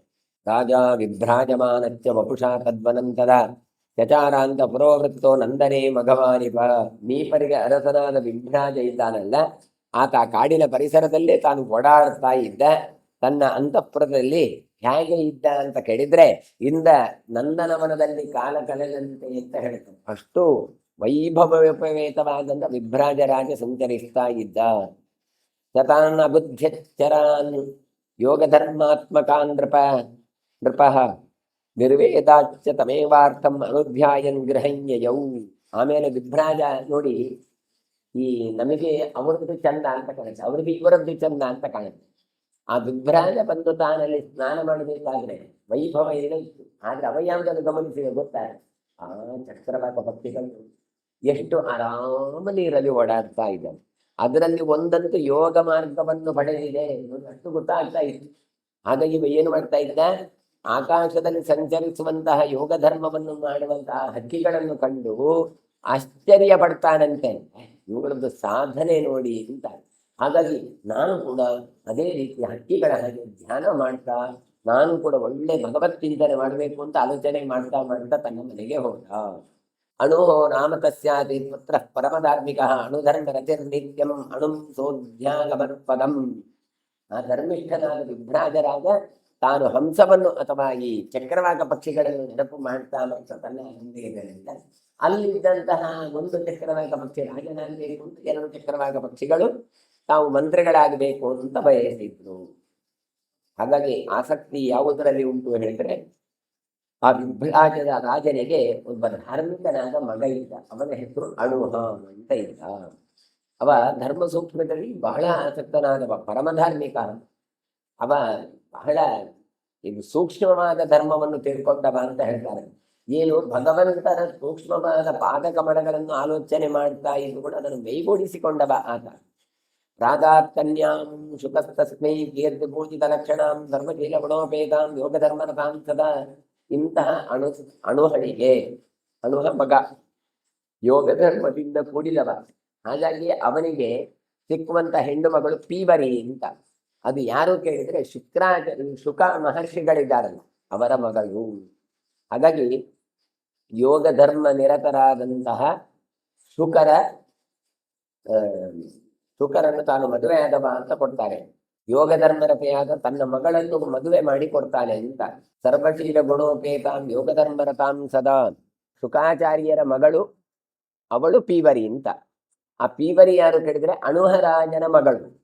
ಹಾಗಾದ್ರೆ ಇಂತಹ ಅಣುಹರಾಜ ತನ್ನ ಮಗಳನ್ನು ಶುಕಾಚಾರ್ಯರಿಗೆ ಕೊಟ್ಟು ಮದುವೆ ಮಾಡ್ತಾನೆ. ಯಾಕೆ ಕೊಟ್ಟು ಮದುವೆ ಮಾಡಿದ್ರೆ ಯೋಗಕ್ಕೆ ನೋಡಿ, ಆ ಯೋಗದ ಮಹತ್ವ ಏನು ಅಂತ ಇವರಿಗೆ ಗೊತ್ತು. ಹಾಗಾಗಿ ಇವನು ಯಾರು ವಿಭ್ರಾಜರಾಜ ಕೂಡ ಯೋಗಿಷ್ಠನಾದಂಥ ಪಕ್ಷಿಯನ್ನು ನೆನಪಿಸಿಕೊಂಡು ಹೋದ. ಅವನ ಮಗನಾದಂಥ ಅಣುಹನು ಕೂಡ ಯೋಗಿಷ್ಠನಾದಂಥ ಶುಕಮಹರ್ಷಿಗಳಿಗೆ ತನ್ನ ಮಗಳನ್ನು ಕೊಟ್ಟ. ಸಾಚ್ಯುದ್ಧಿಷ್ಟ ಪುರಾ ಭೀಷ್ಮ ಪಿತೃಕನ್ಯಾ ಮನೀಷಿಣಿ ಶರತ್ಕುಮಾರೇಣ ತದಾ ಸನ್ನಿಧವು ಮಮ ಶೋಭನೆ. ಆ ಶುಕಕನ್ಯೆಯಾದ್ರೂ ಹಾಗೆ ಪಿತೃಕನ್ಯೆಯ ಮಗಳಾಗಿದ್ದಳು ಅಂತ ಕೊಡ್ತಾರೆ. ಸನತ್ಕುಮಾರರು ಪಿತೃಕನ್ಯೆಯಾದಂಥ ಪೀವರಿಯ ಬಗ್ಗೆ ಹಿಂದೆ ಹೇಳಿದ್ರು. ಅಂದ್ರೆ ಯಾರ್ಯಾರೆಲ್ಲ ಇದು ಅಂತ ಹೇಳಿ ಜ್ಞಾನವಂತರ ಇವರು ಅಂತ ಆ ಸಂದರ್ಭವನ್ನು ಇವರು ನೆನಪಿಸಿಕೊಳ್ತಾ ಇದ್ದಾರೆ. ಶುಕಪತ್ನಿಯ ಮಗಳಾದಂತಹ ಕೀರ್ತಿ ಎಂಬ ಪಿತೃಕನ್ಯೆ ಅಣುಹನ ಪತ್ನಿಯಾಗಿದ್ಲು ಅಂತ ಹೇಳಿದ್ರು. ಸತ್ಯಧರ್ಮ ರಥಾ ಶ್ರೇಷ್ಠ ದುರ್ವಿಜ್ಞೇಯ ಕೃತಾತ್ಮಭಿ ಯೋಗಾಚ ಯೋಗಪತ್ನೇ ಚ ಯೋಗ ಮಾತಾ ಕೃತೈವಶ. ಆ ಪಿತೃಕನ್ಯೆ ಯಾರಿದ್ದಾಳೆ ಆ ಸತ್ಯಧರ್ಮರತಳಾಗಿದ್ಲು, ಶ್ರೇಷ್ಠಳಾಗಿದ್ಲು. ಪುಣ್ಯ ಸಂಪಾದನೆ ಇಲ್ಲದಿದ್ರೆ ಅವಳನ್ನು ಕಾಣಲಿಕ್ಕೆ ಬರ್ತಾ ಇರಲಿಲ್ಲ. ಯಾರಿಗೆ ಪುಣ್ಯ ಸಂಪಾದನೆ ಇತ್ತ ಅವರ ಕಣ್ಣಿಗೆ ಮಾತ್ರ ಈ ಪೀವರಿ ಕಾಣಲಿಕ್ಕೆ ಸಿಗ್ತಾ ಇದ್ದು. ಹಾಗಾಗಿ ಯೋಗರಥಳು ಯೋಗಮಾಯೆಯೂ ಆದಂತ ಈಕೆ ಯೋಗಾತ್ಮನಾದಂತಹ ಅಣುಹನಿಗೆ ಪತ್ನಿಯಾದಳು. ಯಥಾ ತೇ ಕಥಿತಂ ಪೂರ್ವಂ ಪಿತೃಗರ್ಗೇಶ ವೈಮಯ ವಿಭ್ರಾಜಸ್ತಣುಹಂ ರಾಜ್ಯೆ ಸ್ಥಾಪಯಿತ್ವಾ ನರೇಶ್ವರ. ಹಿಂದೆ ಪಿತೃಗಳ ಚರಿತ್ರೆಯನ್ನು ಹೇಳಬೇಕಾದ್ರೆ ವಿಭ್ರಾಜ ಮಹಾರಾಜನ ತನ್ನ ಮಗನಾದಂಥ ಅಣುಹ ರಾಜ್ಯದಲ್ಲಿ ಅದನ್ನು ಸ್ಥಾಪನೆ ಮಾಡ್ತಾ ಇದ್ದ. ಪೌರಾನ್ ಪ್ರೀತಾತ್ಮ ಬ್ರಾಹ್ಮಣಾನ್ ಸ್ವಸ್ತಿವಾಚ್ಯ ಚ ಪ್ರಾಯ ಸರಸ್ತಪಶ್ಚರ್ತುಂ ಯತ್ರ ತೇ ಸಹಚಾರಿಣಃ. ಸಮಸ್ತ ಪುರಜನರನ್ನು ಕರೆದು ಬ್ರಾಹ್ಮಣರ ಮೂಲಕ ಪುಣ್ಯವಾಚನ ಮಂತ್ರಗಳನ್ನೆಲ್ಲ ಹೇಳಿಸಿ ರಾಜನನ್ನಾಗಿ ಮಾಡಿ, ಸ್ವಯಂ ವಿಭ್ರಾಜ ಏನು ಮಾಡ್ತಾರೆ ಅಣುಹನನ್ನು ರಾಜನನ್ನಾಗಿ ಮಾಡಿ ತಾನು ಮಾನಸ ಸರೋವರಕ್ಕೆ ತೆರಳಿದಂತೆ. ಯಾಕೆ ಕೇಳಿದ್ರೆ ಅಲ್ಲಿ ಹಿಂದೆ ನೋಡಿ ಬಂದಿದ್ದಾನೆ, ಒಂದು ಚಕ್ರವಾಕ ಪಕ್ಷಿ ಧ್ಯಾನವಸ್ಥರಾಗಿದೆ ಯೋಗ ಮಾರ್ಗದಲ್ಲಿ. ಅದರ ಹತ್ರ ಹೋಗಿ ಯೋಗವನ್ನು ಕಲಿಬೇಕು ಅಂತ ತಾನು ಹೋಗಿದೆ. ಹಾಗಾಗಿ ಶುಕನ ಮಗಳಾದಂಥದ್ದನ್ನು ಅಣುಹನಿಗೆ ಕೊಟ್ಟದ್ದು. ಯಾಕೆ ಹೇಳಿದ್ರೆ ಅಂತಹ ಯೋಗ್ಯ ಇದ್ದಾನೆ ಅಂತ ಹೇಳಿ ಗೊತ್ತಾಗ್ತದೆ. ಸವೈ ತತ್ರ ನಿರಾಹಾರೋ ವಾಯುಭಕ್ಷೋ ಮಹಾತಪಾಃ ತ್ಯಕ್ವಾ ಕಾಮಾನ್ ತಪಸ್ತೇಪೇ ಸರಸ್ತಸ್ಯ ಪಾರ್ಶ್ವತಃ. ಆ ರಾಜ ಏನು ಮಾಡ್ತಾನೆ, ವಿಭ್ರಾಜ ರಾಜ ಕರೆದ್ರೆ ಮಾನಸ ಸರೋವರದ ಪಕ್ಕದಲ್ಲೇ ಕುಳಿತುಕೊಂಡ ಆ ಹಕ್ಕಿಗಳನ್ನು ಗಮನಿಸ್ತಾ ಭೋಗವನ್ನೆಲ್ಲ ಪಡೆದು ಸನ್ಯಾಸ ಜೀವನವನ್ನು ಮಾಡಿ ಭಗವಂತನನ್ನು ತಾನು ಪಡೀತಾನೆ. ತತ್ಸ ಸಂಕಲ್ಪ ಆದೇಹಿತ್ಯ ಮನ್ಯತರಸ್ಯ ವೈ ಪುತ್ರತ್ವಂ ಪ್ರಾಪ್ತಿಯೋಗೇನ ಯುಜ್ಯೇಯಮಿತಿ ಭಾರತ. ವಿಭ್ರಾಜನ ಸಂಕಲ್ಪವೂ ಹಾಗೆ ಇತ್ತು. ಏನು, ಹಿಂದೆ ನೋಡಿದಂತ ಯಾವ ಚಕ್ರವಾಕ ಪಕ್ಷಿಗಳಲ್ಲಿ ಒಂದು ಪಕ್ಷಿ ಅದು ಯೋಗದಿಂದ ಇಷ್ಟ ಆಗಿತ್ತು, ಅದೇ ಪಕ್ಷಿಯ ಮಗನಾಗಿ ತಾನು ಹುಟ್ಟಿ ಯೋಗದ ಶಿಕ್ಷಣೆಯನ್ನು ತಾನು ಹೊಂದಬೇಕು ಅಂತ ಹೇಳಿ ನಾವು ಹೇಳೋದಂತಲ್ಲ, ಅವರ ಮಗನಾಗಿ ಹುಟ್ಟಬೇಕಿಲ್ರಿ, ಒಳ್ಳೆದಾಗ್ತಾ ಇತ್ತು ಅಂತ. ಹಾಗೆ ಪುತ್ರತ್ವಂ ಪ್ರಾಪ್ಯ ಯೋಗೇನ ಯುಜ್ಯೇಯಮಿತಿ ಭಾರತ. ಹಾಗಾಗಿ ಚಕ್ರವಾಕ ಪಕ್ಷಿಯ ಮಗನಾಗಬೇಕು ಅಂತ ವಿಭ್ರಾಜ ಬಯಸಿ, ವಿಭ್ರಾಜನನ್ನು ನೋಡಿ ಸ್ವತಂತ್ರ ಎನ್ನುವ ಪಕ್ಷಿ ತಾನು ರಾಜನಾಗಬೇಕು ಅಂತ ಬಯಸಿ, ಕೃತ್ವಾಭಿಸಂಧಿಂ ತಪಸ ಮಹತಾಚ ಸಮನ್ವಿತಃ ಮಹಾತಪಾಸ ವಿಭ್ರಾಜೋ ವಿನರಾಜಾಂಶುಮಾನಿವ. ಶ್ರೇಷ್ಠವಾದ ತಪಸ್ಸನ್ನು ಮಾಡಿದಂತ ವಿಭ್ರಾಜ ತಾನು ಮಹಾತಪಸ್ಸಿನಿಂದ ಕೂಡಿ ಮೊದಲೇ ಒಂದು ಸಾಕಷ್ಟು ಸಾಮರ್ಥ್ಯ ಇದ್ದವ, ಇನ್ನೊಬ್ಬರಿಗೆ ತಾನು ಮಾಡೆಲ್ ಆಗಿ ನಿಂತವ. ಈಗ ತಪಸ್ಸನ್ನು ಮಾಡಿದ ತಡ ಹೇಗೆ ಕಂಡಿತು ಕಂಡ್ರೆ ವಿಭ್ರಾಜ ವಿನರಾಜ ಅಂಶಮಾನಿ. ಅಂಶಮಾನ ಅಂದ್ರೆ ಸೂರ್ಯ, ಸೂರ್ಯನಂತೆ ಕಾಂತಿಯಿಂದ ಬಹಳವಾಗಿ ವಿಜೃಂಭಿಸ್ತಾ ಇದ್ದ, ವಿರಾಜಿಸ್ತಾ ಇದ್ದ. ತಥೋ ವಿಭ್ರಾಜಿತಂತೆ ವೈಭ್ರಾಜಂ ನಾನ ತದ್ವನಂ ತರತ್ತಚ್ಚ ಗುರುಶ್ರೇಷ್ಠ ವೈಭ್ರಾಜಮಿತಿತಂ. ಹಾಗಾಗಿ ಆ ಕಾಡಿಗೂ ಕೂಡ ವೈಭ್ರಾಜ ಅಂತ ಹೆಸರು ಬಂತು ಅಂತ ಕೊಡ್ತಾರೆ. ಆ ಮಾನಸ ಸರೋವರದ ಪಾರ್ಶ್ವದಲ್ಲೇ ವೈಭ್ರಾಜ ಏನು ತಾನು ತಪಸ್ಸು ಮಾಡಿದ್ರಿಂದ ಆ ಇಡೀ ಕಾಡಿಗೆ ವೈಭ್ರಾಜವನ ಅಂತ ಹೆಸರು ಬಂತು. ತತ್ರ ದೇಶ ಪುನರಾಜಂ ಚತ್ವಾರೋ ಯೋಗಧರ್ಮಿಣಃ ಯೋಗಭ್ರಷ್ಟ ತ್ರಯಶ್ಚೈವ ದೇನಾಂತ್ಯ ಅಸಕೃತೋ ಭವನ್. ಅದೇ ಪ್ರದೇಶದಲ್ಲಿರುವ ಚಕ್ರವಾಕ ಪಕ್ಷಿಗಳಿಗೆ ಹಿರಿಯನಾದವ ತಾನು ಶಾಪದ ಕ್ರಮದಂತೆ ಯೋಗಭ್ರಷ್ಟನಾಗಿ 3 ಚಕ್ರವಾಕ ಪಕ್ಷಿಗಳು ಕೂಡ ಅದು ಶರೀರವನ್ನು ಕಾಲಕ್ರಮೇಣದಲ್ಲಿ ಅದು ತ್ಯಜಿಸಿದವು, ಅಂದ್ರೆ ಸತ್ತಿತು. ಸತ್ತ ನಂತರ ಏನಾಗಬೇಕು, ನೆಕ್ಸ್ಟ್ ಜನ್ಮದಲ್ಲಿ ಕಾಂಪಿಲ್ಯೇ ನಗರೇ ತತ್ರ ಬ್ರಹ್ಮದತ್ತ ಪುರೋಗಮ ಯಾತಾತ್ಸಪ್ತ ಮಹಾತ್ಮಾನ ಸರ್ವೇ ವಿಗತ ಕಲ್ಮಷಾಃ. ಕಾಂಪಿಲ್ಯ ನಗರದಲ್ಲಿ ಆ 7 ಕೂಡ ಚಕ್ರವಾಕ ಪಕ್ಷಿಗಳು ಅವತಾರ ಬಂದು ಅಂದ್ರೆ ಹುಟ್ಟಿಕೊಂಡರು. ಏನು ಮಾಡಿ ಅಂತಂದ್ರೆ ಮಹಾತ್ಮರಾಗಿ ಹುಟ್ಟಿಕೊಂಡು, ಅದು ಎಂಥ ಮಹಾತ್ಮರು, ಯಾತಾತ್ಸಪ್ತ ಮಹಾತ್ಮನ ಸರ್ವೇ ವಿಗತ ಕಲ್ಮಷಾಃ. ಈಗ ಇವ್ರದ್ದು ಪಾಪ ಪರಿಹಾರ ಆಗಿದೆ ನೋಡಿ. ಇಷ್ಟು ಸಮಯ ಆ ಒಂದು ಮಾಡಿದ ದೋಷಕ್ಕೆ ಅನುಭವಿಸಬೇಕಾಯ್ತು. ಈಗ ವಿಗತ ಕಲ್ಮಷಾಹ ಪಾಪದಿಂದ ನಿರ್ಮುಕ್ತರಾಗಿ ಮತ್ತೆ ಮನುಷ್ಯ ಜನ್ಮದಲ್ಲಿ ಹುಟ್ಟಿ ಮಹಾತ್ಮರಾಗಿ ಹುಟ್ಟಿದ್ರು. ಸ್ಮೃತಿ ಮಂತ್ರೋತ್ರ ಚತ್ವಾರಸ್ತ್ರಯಸ್ಥ ಪರಿಮೋಹಿತಾ ಸ್ವತಂತ್ರ ಸ್ತಣುಃ ಯಜ್ಞೇ ಬ್ರಹ್ಮದತ್ತೋ ಮಹಾಯಶಾಃ ಯಥಾಖ್ಯಾತಿ ಪಕ್ಷಿಭಾವೇ ಸಂಕಲ್ಪ ಪೂರ್ವಚಿಂತಿತಃ. ಅದರಲ್ಲಿ 4 ಜನರಿಗೆ ಜನ್ಮಾಂತರದ ಸ್ಮರಣೆ ಇತ್ತು, ಜಾತಿ ಸ್ಮರಣೆ ಇತ್ತು. ಯಾಕೆ ಅವರು ನೇರವಾಗಿ ಇದ್ದವರು. 3 ಮಾತ್ರ ಮೋಹಿತರಾಗಿ ರಾಜ ಹಾಗೆ 2 ಮಂತ್ರಿಗಳಾಗಬೇಕು ಅಂತ ಬಯಸಿದವರು. ಹಾಗಾಗಿ ಅವರು ಅಣುಹನಿಗೆ ಕೀರ್ತಿವಂತನಾದಂತ ಬ್ರಹ್ಮದತ್ತನಾಗಿ ಹುಟ್ಟಿಕೊಂಡು ನೋಡಿ. ವಿಭ್ರಾಜನ ಮಗ ಅಣುಹನ ಮಗ ಬ್ರಹ್ಮದತ್ತನಾಗಿ ಹುಟ್ಟಿಕೊಂಡ. ಹಿಂದೆ ಪಕ್ಷಿಯಾಗಿದ್ದಾಗ ಸ್ವತಂತ್ರನಾಗಿದ್ದು ಯಾವ ರಾಜಭೋಗವನ್ನು ಬೇಕು ಅಂತ ಬಯಸಿದ್ದಲ್ಲ ಅದನ್ನು ಆತ ಪಡೆದ. ಛಿದ್ರದನ್ನು ಜಗತ್ತಿನಲ್ಲಿ ಜನರ ಕಣ್ಣಿಗೆ ಯಾರು ಹೆಚ್ಚು ಇದು ಸುಖಿಗಳು ಅಂತ ಕಾಣ್ತದೆ ಕೇಳಿದ್ರೆ ಈ ಸ್ವತಂತ್ರ ಎನ್ನುವ ಪಕ್ಷಿ. ಯಾಕೆ ರಾಜನಾಗಿ ಹುಟ್ಟಿದೆ, ಆಳು ಕಾಳು ಬಂತು, ಎಲ್ಲದೂ ಉಂಟು ಅಂತ. ಆದರೆ ಭಗವದ್ ದೃಷ್ಟಿಯಲ್ಲಿ, ಯೋಗ ಮಾರ್ಗದವರ ದೃಷ್ಟಿಯಲ್ಲಿ ಈ 3 ಜನ ಕೂಡ ಶಬ್ದರಾದವರು, ಶಾಪಕ್ಕೊಳಗಾದವರು ಅಂತಲೇ. ಹಾಗಾದ್ರೆ ಈ ಉಳಿದ 4 ಜನ ಇದ್ದಾರಲ್ಲ, ಅವರು ಯೋಗ ಮಾರ್ಗದಲ್ಲಿದ್ದವರು, ಅವರು ಉತ್ತಮರು ಅಂತ ಅವರ ದೃಷ್ಟಿಯಲ್ಲಿ. ಛಿದ್ರದರ್ಶಿ ಸುಗಾತ್ರಶ್ಚ ತಥಾ ಭಭ್ರವ್ಯ ವತ್ಸಯೋ ಜಾತೌ ಶ್ರೋತ್ರಿಯ ಮಾಯಾದೌ ವೇದ ವೇದಾಂಗಪಾರಗೌ. ಹಾಗಾದ್ರೆ ಯಾರು, ಛಿದ್ರದರ್ಶಿ ಸುನೇತ್ರ ಎನ್ನುವಂತ 2 ಪಕ್ಷಿಗಳು, ಹಾಗೆ ಬಾಭ್ರವ್ಯ ಮತ್ತೆ ವತ್ಸ ಎನ್ನುವಂತ ಹಕ್ಕಿಗಳು 4. ಇದು ವೇದಜ್ಞಾನಿಗಳೆಲ್ಲ ವೇದ ವೇದಾಂಗ ಪಾರಾಯಣರಾದಂತಹ ಮಕ್ಕಳಾಗಿ ಹುಟ್ಟಿದರು. ಹಾಗಾದ್ರೆ ಇವತ್ತು ಬ್ರಾಹ್ಮಣ ಜನ್ಮ ಬಂದಿದೆ, ವೇದ ವೇದಾಧ್ಯಯನಗಳನ್ನು ಮಾಡಿದ್ದಾರೆ ಹೇಳಿದ್ರೆ ಇದು ಜನ್ಮಾಂತರದ ಪುಣ್ಯವೇ ಹೊರತು ಕೆಟ್ಟದಲ್ಲ. ಆದರೆ ಹೆಚ್ಚಿನವರು ಇದನ್ನು ಯಾಕಾಗಿ ನಾವು ಹುಟ್ಟಿದೇವಪ್ಪ ಅಂತ ಹೇಳ್ತಾರೆ. ಇಲ್ಲ, ಹಾಗೆ ಸಹಾಯವು ಬ್ರಹ್ಮದತ್ತಸ್ಯ ಪೂರ್ವಜಾತಿ ಸಹೋದರವು ಪಾಂಚಾಲಃ ಪಂಚಮಸ್ತತ್ರ ಕಂಡರೀಕಸ್ತಥಾಪರಃ. ಈ ಛಿದ್ರದರ್ಶನನೇ 5ನೆಯನಾದಂತ ಪಾಂಚಾಲ ಅಂತ ಹೆಸರಿನಿಂದ ಪ್ರಸಿದ್ಧನಾಗ್ತಾನೆ.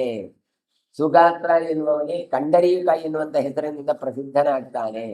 ಹಾಗಾಗಿ ಹಿಂದಿನ ಜನ್ಮದಲ್ಲಿ ಯಾವ ಸ್ವತಂತ್ರ ಅಂತ ಇದ್ದ ಚಕ್ರವಾಕ, ಆತನೇ ಬ್ರಹ್ಮದತ್ತನಾಗ್ತಾನೆ. ಉಳಿದವರಿಬ್ಬರು ಅವರಿಗೆ ಸಹಾಯಕರಾಗಿ ಬಿಡ್ತಾರೆ. ಪಾಂಚಾಲೋ ಬಹ್ರಚಾಸ್ತಾಸಿ ಆಚಾರ್ಯತ್ವ ಮಿಟಕಾರ ದ್ವೇದ ಕಂಡರೀಕತ್ವ ಛಾಂದೋಗೋಧ್ವರ್ಯುರೇವಚ. ಅದರಲ್ಲಿ ಪಾಂಚಾಲ ಆತ ಯಾರು ಗೊತ್ತಾ, ಋಗ್ವೇದವನ್ನು ಆಚಾರ್ಯತ್ವವನ್ನು ವಹಿಸಿಕೊಂಡು ಅಧ್ಯಯನ ಮಾಡಿದವ, ವೇದಾಧ್ಯಯನ ಮಾಡಿದವ. ಕಂಡರೀಕ ಯಜುರ್ವೇದವನ್ನು ಅಧ್ಯಯನವನ್ನು ಮಾಡಿದವ. ಸರ್ವತತ್ವರು ಚತ್ಯಸ್ತ ರಾಜಾಸೀದಣುಹಾತ್ಮಜ ಪಾಂಚಾಲ ಕಂಡರೀಕಾಭ್ಯಾಂ ತಸ್ಯ ಸಂಯಮಭೂತ್ತದ. ಅಣುಹನ ಮಗನಾದವ ಬ್ರಹ್ಮದತ್ತ ಅಂತ ಎಲ್ಲ ಪ್ರಾಣಿಗಳ ಕಲರವವನ್ನು ಅಂದರೆ ಅವುಗಳ ಮಾತನ್ನು ಅರ್ಥ ಮಾಡಿಕೊಳ್ಳುವವನಾಗಿದ್ದ. ಅವನ ಜೊತೆಗೆ ಪಾಂಚಾಲ ಮತ್ತು ಕಂಡರೀಕರು ಸಖ್ಯವನ್ನು ಬೆಳೆಸಿ ಇವನ ಸಹಾಯಕರಾಗಿದ್ರು. ತೇ ಗ್ರಾಮ್ಯ ಧರ್ಮಜರತಾ ಕಾಮಸ್ಯ ವಶವರ್ತಿನಃ ಪೂರ್ವಜಾತಿ ಕೃತೇನ ಸನ್ ಧರ್ಮ ಕಾಮಸ್ಥ ಕೋವಿದಾಹ. ಆ ಮೂವರಿದ್ರಲ್ಲ, ಯಾರು? ಬ್ರಹ್ಮದತ್ತ, ಕಂಡರೀಕ ಮತ್ತೊಂದು ಪಾಂಚಾಲ. ಮೂರು ಜನರು ಕೂಡ ಗ್ರಾಮ್ಯ ಸುಖಗಳಲ್ಲಿ ಆಸಕ್ತರಾಗಿದ್ರು. ಹಾಗಾಗಿ ಯೋಗ ಹಿಂದೆ ಮಾಡಿದ್ರು, ಆದ್ರೂ ಕೂಡ ಅಂತ ಕಾಮಾರ್ಥಗಳನ್ನು ಬಯಸಿದ್ರು. ತೇ ಗ್ರಾಮ್ಯ ಧರ್ಮ ನಿರತಾಹ. ಅದು ಹೌದು, ಗ್ರಾಮ್ಯ ಧರ್ಮ ಅಂದ್ರೆ ಹಾಗೆ ಉತ್ತಮವಾದಂತ ಧರ್ಮ ಅಲ್ಲ. ನಾವು ಹೇಳ್ತೇವಲ್ಲ, ಕಾಟ್ ಹಳ್ಳಿ ಎನ್ನುವ ಅರ್ಥದಲ್ಲಿ ಅಲ್ಲಿ ಉಪಯೋಗ ಮಾಡ್ತಾ ಇದ್ದಾರೆ. ಸಿಂಹ ಅಂದ್ರೆ ಸಿಂಹ, ಗ್ರಾಮ್ಯ ಸಿಂಹ ಅಂದ್ರೆ ನಾಯಿ ಅಂತ. ಹಾಗೆ ಕೆಲವು ಸಲ ಕಡಿಮೆ ಎನ್ನುವ ಅರ್ಥದಲ್ಲಿ ಗ್ರಾಮ್ಯ ಧರ್ಮ ಅಂತ ಹೇಳ್ತಾರೆ. ಹಾಗಾಗಿ ಅಂತಹ ಅಸಂಸ್ಕೃತವಾದಂತಹ ಉತ್ತಮವಲ್ಲದಂತಹ ಕಾಮದ ಹಿಂದೆ ಹೋದಂತಹ ಜೀವನವನ್ನು ನಡೆಸಿದವರವರು. ಅಣುಹತ್ತು ನೃಪಶ್ರೇಷ್ಠೋ ಬ್ರಹ್ಮದತ್ತಮ ಕಲ್ವಶಂ ಅಭಿಜಿತ್ಯ ರಾಜ್ಯೇ ಯೋಗಾತ್ಮ ಪರಾನ್ ಗತಿಮವಾಪ್ತವಾನ್. ಇನ್ನು ಅಣುಹನಾದರೂ ಕೂಡ ನಿಷ್ಕಲ್ಮನಶನಾದಂತಹ ಬ್ರಹ್ಮದತ್ತನಾಗಿ ತನ್ನ ರಾಜ್ಯದಲ್ಲಿ ಪಟ್ಟಾಭಿಷಿಕ್ತನಾಗಿದ್ದಿ ತಾನು ಯೋಗ ಧರ್ಮರಿತನಾಗಿ ಶ್ರೇಷ್ಠವಾದ ಗತಿಯನ್ನು ಹೊಂದುತ್ತಾನೆ ರಾಜಶ್ರೇಷ್ಠನಾದ ಅಣುಹ. ಹಾಗಾದರೆ ಈಗ ರಾಜ ಯಾರು ಕಂಡು ಬ್ರಹ್ಮದತ್ತನೇ. ಬ್ರಹ್ಮದತ್ತಸ್ಯ ಭಾರ್ಯಾತು ದೇವಲಸ್ಯಾತ್ಮಜಾ ಭವನ್ ಅಸಿತತ್ಯ ಯೋಗ ಧರ್ಮ ತೀರ್ಥರ್ಷ ಸಂಗದ ನಾಮನಾಂತಹ. ಇನ್ನು ಬ್ರಹ್ಮದತ್ತನ ಹೆಂಡತಿಯಾಗಿ ನಂದತಿಯಾಗಿ ಕಂಡ್ರೆ ಅಸಿತ ದೇವರ ಋಷಿಗಳ ಮಗಳಾಗಿದ್ದವಳು. ಅವಳ ಹೆಸರು ಸನ್ನತಿ ಅಂತಾಗಿತ್ತು. ಹಾಗಾದ್ರೆ ಈಕೆ ಯಾಕೆ?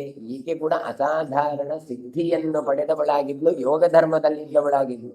ಯಾರು ಈಕೆ ಅಂತ ಕೇಳಿದ್ರೆ, ತಾಮೇಕ ಭಾವ ಸಂಯುಕ್ತಾಂ ದೇವೇ ಕನ್ಯ ಮನುತ್ತಮಾಂ ಧನ್ಯತಿಂ ಪಂಚನಿಂದೇಂ ದೇವರ ಯೋಗ ಧರ್ಮಿಣಿ. ಪ್ರಧಾನವಾದ ಭಾವದಿಂದ ಕೂಡಿದ ಯೋಗ ಧರ್ಮಿಣಿಯಾದಂತಹ ಅತ್ಯಂತ ಶ್ರೇಷ್ಠಳಾದ ಸಂಯತಿ ಎನ್ನುವ ಕನ್ಯೆಯನ್ನು ದೇವಲರ ಮೂಲಕ ಬ್ರಹ್ಮದತ್ತನಿಗೆ ಕೊಟ್ಟು ಮದುವೆ ಮಾಡ್ತಾರೆ. ಯಾಕೆ? ತೇಷಾಂ ಚಕ್ರವಾಕ ವೈ ಕಾಂಪಿಲ್ಯೆ ಸಹಚಾರಿಣ ತೇಜಾತ ಶ್ರೋತ್ರಿಯ ಗುಣೆ ಸುದರಿದ್ರಾಸ್ತಹೋದರಾಹ. ಉಳಿದ ನಾಲ್ವರು ಕಾಂಪಿಲ್ಯ ನಗರದಲ್ಲಿ ಶ್ರೋತ್ರಿಯರ ಕುಲದಲ್ಲಿ ದಾರಿದ್ರ್ಯದ ವಂಶದಲ್ಲಿ, ಆದರೆ ಒಳ್ಳೆ ವೇದಾಂಗ ಪಂಡಿತರಾದಂತಹ 4 ಜನ ಮಕ್ಕಳಾಗಿ ಹುಟ್ಟಿಕೊಂಡ್ರು. ಈ ಸಂತತಿ ಯಾರು ಕೇಳಿದ್ರೆ ಇದರ ಪತ್ನಿ ಹೌದು. ಯಾಕೆ ಕೇಳಿದ್ರೆ ನೋಡಿ, ಇದು ಕರ್ಮ. ಶ್ರಾದ್ದ ಮಾಡಬೇಕು ಅಂತ ದನವನ್ನು ಕೊಂದಿದ್ದಾರಲ್ಲ, ಆ ದನವೇ ಸನ್ನತಿಯಾಗಿ ಹುಟ್ಟಿದೆ. ಯಾರನ್ನು ತಿಂದು ನೀವು ಹೊಟ್ಟೆ ತುಂಬಿಸಿದ್ರು ಅಂಥವಳಿಗೆ ಹೊಟ್ಟೆ ತುಂಬಿಸುವಂತಹ ಕೆಲಸ ಇವರು ಮಾಡಬೇಕಾಯ್ತು. ಹೀಗೆ ಬರಾಬರ ಆಗಿಬಿಡ್ತದೆ ನೋಡಿ. ಹಾಗಾಗಿ ಕೊಂದಂತಹ ದನವೇ ಸನ್ನತಿಯಾಗಿ ಬಂದು ಬ್ರಹ್ಮದತ್ತನ ಪತ್ನಿಯಾಗಿದ್ದು.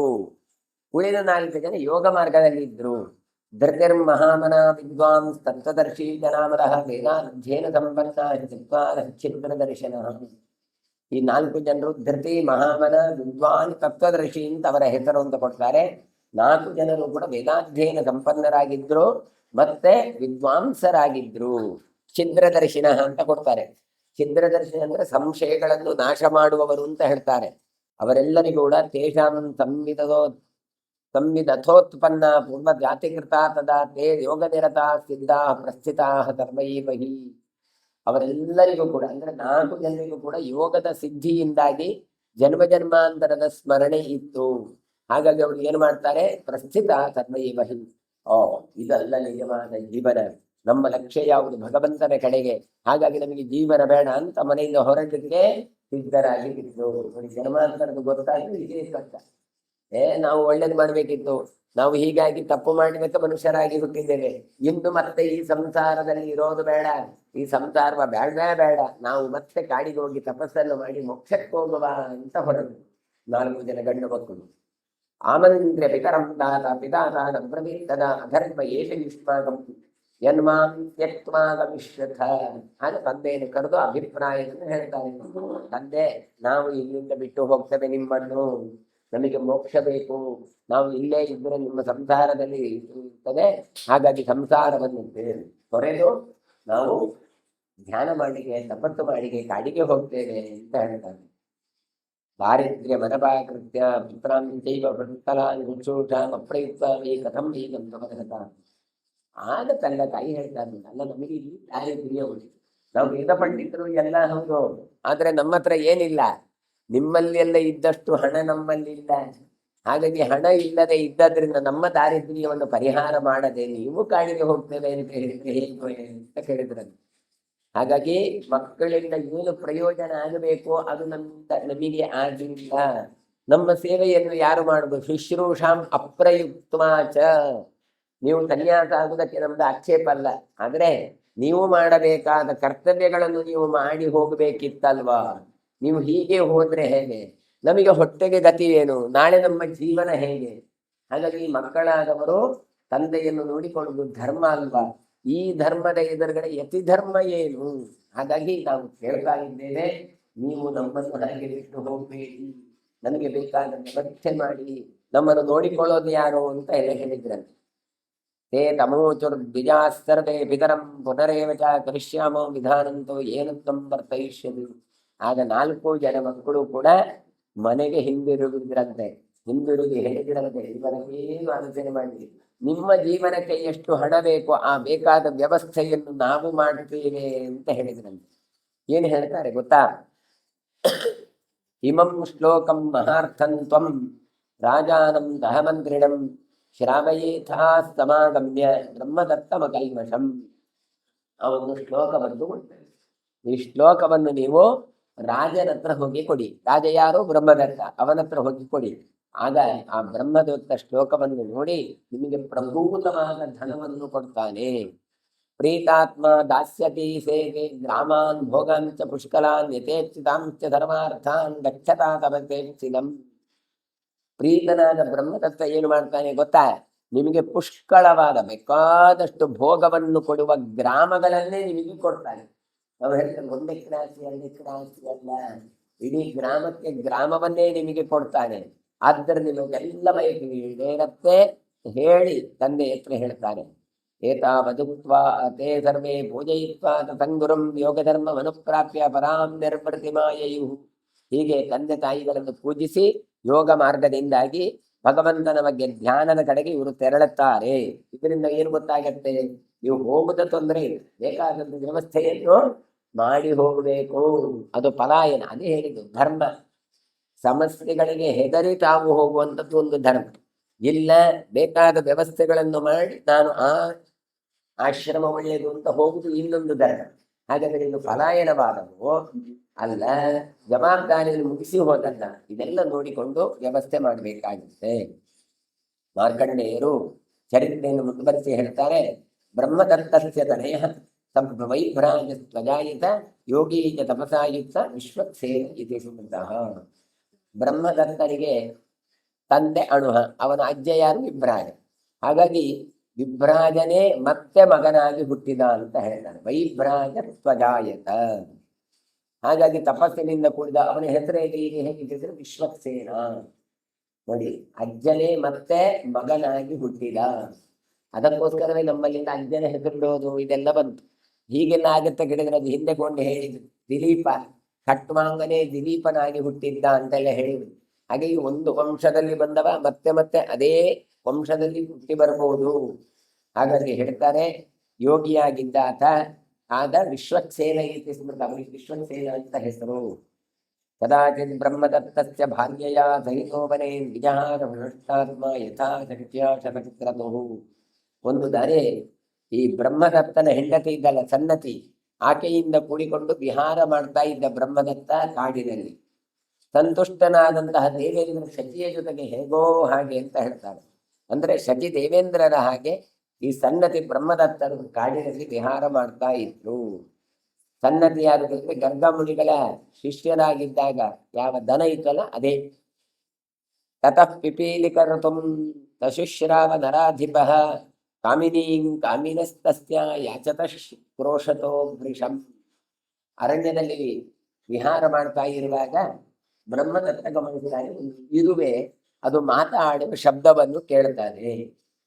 ಅದು ಒಂದು ಹೆಣ್ಣು ಇರುವೆಯ ಮುಂದೆ ಗಂಡು ಇರುವೆ ಜೋರಾಗಿ ಅಳ್ತಾ ತನ್ನ ಕಾಮದ ನಿವೇದನೆಯನ್ನು ಮಾಡ್ತಾ ಇದ್ದಂತೆ. ತತಃ ಪಿಪೀಲಿಕಾಋತಂ. ಋತಂ ಅಂದ್ರೆ ಶಬ್ದ. ಏನು ಹೇಳ್ತಾ ಉಂಟು? ಕಾಮಿನೀಂ ಕಾಮಿನಸ್ತಸ್ಯ ಯಾಚತ ಕ್ರೋಶತೋ ವೃಷಂ. ನಾವು ಹೇಳ್ತೇವೆ ನನ್ನ ಹತ್ರ ಬಾ ನನ್ನ ಹತ್ರ ಬಾ ಅಂತ ಹೇಗೆ ಗಂಡು ಹೆಣ್ಣಿನ ಹತ್ರ ಹೇಳ್ತಾನೆ, ಅದೇ ರೀತಿಯಾಗಿ ಇರುವೆ ಹೆಣ್ಣಿರುವೆ ಹತ್ರ ಹೇಳ್ತಾ ಉಂಟು. ಅದನ್ನು ಈ ಬ್ರಹ್ಮದತ್ತ ನೋಡ್ತಾ ಇದ್ದಾನೆ ನೋಡಿ. ಶ್ರುತ್ವಾತು ಯಾಚ್ಯಮಾನಾನ್ ತಾನ್ ವೃದ್ಧಾಂ ಸೂಕ್ಷ್ಮಾಂ ವೀರಿಕಾಂ ಬ್ರಹ್ಮದತ್ತೋ ಮಹಾ ಮಹಾಹಾಸಂ ಅಸ್ಮಾಕ ನಿವಚಾಹಸತು. ಗಂಡು ಇರುವೆ ಹೆಣ್ಣು ಇರುವೆ ಹತ್ರ ಹೋಗಿ ಪ್ರಾರ್ಥನೆಯನ್ನು ಮಾಡ್ತಾ ಉಂಟು. ಇದನ್ನು ನೋಡಿದ್ದೆ ತಡ ಹೆಣ್ಣು ಇರುವೆ ಮತ್ತಷ್ಟು ಸಿಟ್ಟು ಮಾಡ್ತಾ ಉಂಟಂತೆ. ಇದನ್ನು ಬ್ರಹ್ಮದತ್ತ ಕೇಳಿದ. ಬ್ರಹ್ಮದತ್ತ ಇದ್ದಾಗಿಯೇ ಜೋರಾಗಿ ನಗಲಿಕ್ಕೆ ಆರಂಭ ಮಾಡಿದ. ಯಾಕೆ ಹೇಳಿದ್ರೆ ಈ ಹೆಣ್ಣು ಇರುವೆ, ಅದು ಪದ್ಮಪುರಾಣದಲ್ಲಿ ಇನ್ನಷ್ಟು ಸ್ಪಷ್ಟವಾಗಿ ಹೇಳ್ತಾರೆ. ಈ ಹೆಣ್ಣು ಇರುವೆ ಗಂಡು ಇರುವೆ ಎಲ್ಲ ಸಾಲಾಗಿ ಹೋಗ್ತಾ ಇರುವಾಗ ಒಂದಿಷ್ಟು ಅನ್ನ ಆಹಾರಗಳನ್ನು ಹೊತ್ಕೊಂಡು ಹೋಗ್ತಾ ಇದ್ರು. ಇರುವೆಯ ಒಂದು ಸಾಮರ್ಥ್ಯ ಏನಿದ್ರೆ ತನಗಿಂತ 10 ಪಟ್ಟು ಭಾರವನ್ನು ಅದು ಹೊರತ್ತೆ.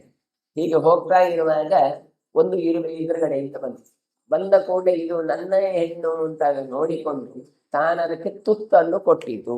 ತುತ್ತನ್ನು ಕೊಟ್ಟು ತುತ್ತಿನ ಜೊತೆಗೆ ಮುತ್ತನ್ನು ಕೊಟ್ಟಿತು ಅಂತ.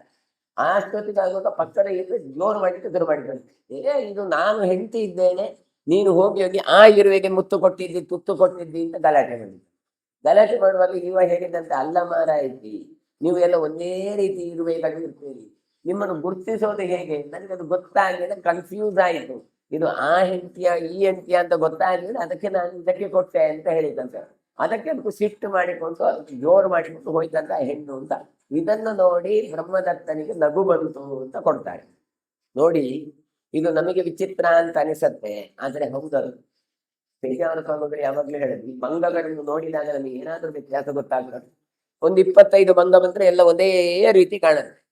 ಆ ಮಂಗಗಳು ನಮ್ಮನ್ನು ನೋಡುವಾಗಲೂ ಹಾಗೆಯೇ ಹೇಳ್ಬಹುದು. ಎಂತದ್ದು, ಈ ಮನುಷ್ಯರು ನೋಡಿದ್ರೆ ಎಲ್ಲ ಒಂದೇ ರೀತಿ, 2 ಕೈ 2 ಕಣ್ಣು ಮೂಗು ಎಲ್ಲ. ಆದ್ರೆ ನಮಗೆ ನಮ್ಮಲ್ಲಿರುವ ವ್ಯತ್ಯಾಸಗಳು ಸ್ಪಷ್ಟವಾಗಿ ಗೊತ್ತಾಗುತ್ತೆ. ಹಾಗೆ ಮಂಗಗಳಿಗೂ ಕೂಡ ಮಂಗಗಳಲ್ಲಿರುವ ವ್ಯತ್ಯಾಸಗಳು ಸ್ಪಷ್ಟವಾಗಿ ಗೊತ್ತಾಗತ್ತೆ. ಹಾಗೆಯೇ ಇರುವೆಗೂ ಕೂಡ ಆ ಇರುವೆಯಲ್ಲಿರುವ ವ್ಯತ್ಯಾಸಗಳು ಗೊತ್ತಾಗಬೇಕು. ನೀನು ಗೊತ್ತಾಗದೆ ಯಾರ್ಯಾವುದೋ ಇರುವೆಗಳು ಒಂದೇ ರೀತಿ ಹೇಗೆ ಕೊಟ್ರೆ ಹೇಗೆ ಅಂತ ಹೇಗೆ ಜೋರು ಮಾಡಿತ್ತು ಅಂತ ಕೊಡ್ತಾರೆ. ಹೀಗಾಗಿ ಸಿಟ್ಟು ಬಂದಿದೆ, ಗಲಾಟೆ ಆಗಿದೆ. ಈ ಇರುವೆಗಳ ಗಲಾಟೆಯನ್ನು ನೋಡಿ ಇವನಿಗೆ ನಗು ಬಂದಿದೆ. ಅಯ್ಯೋ, ಇರುವೆಗಳಲ್ಲಿಯೂ ಹೀಗೆ ಉಂಟ, ನಮ್ಮಲ್ಲಿ ಮಾತ್ರ ಅಲ್ವಾ ಅಂತ ಇವನಿಗೆ ಅನಿಸ್ತು.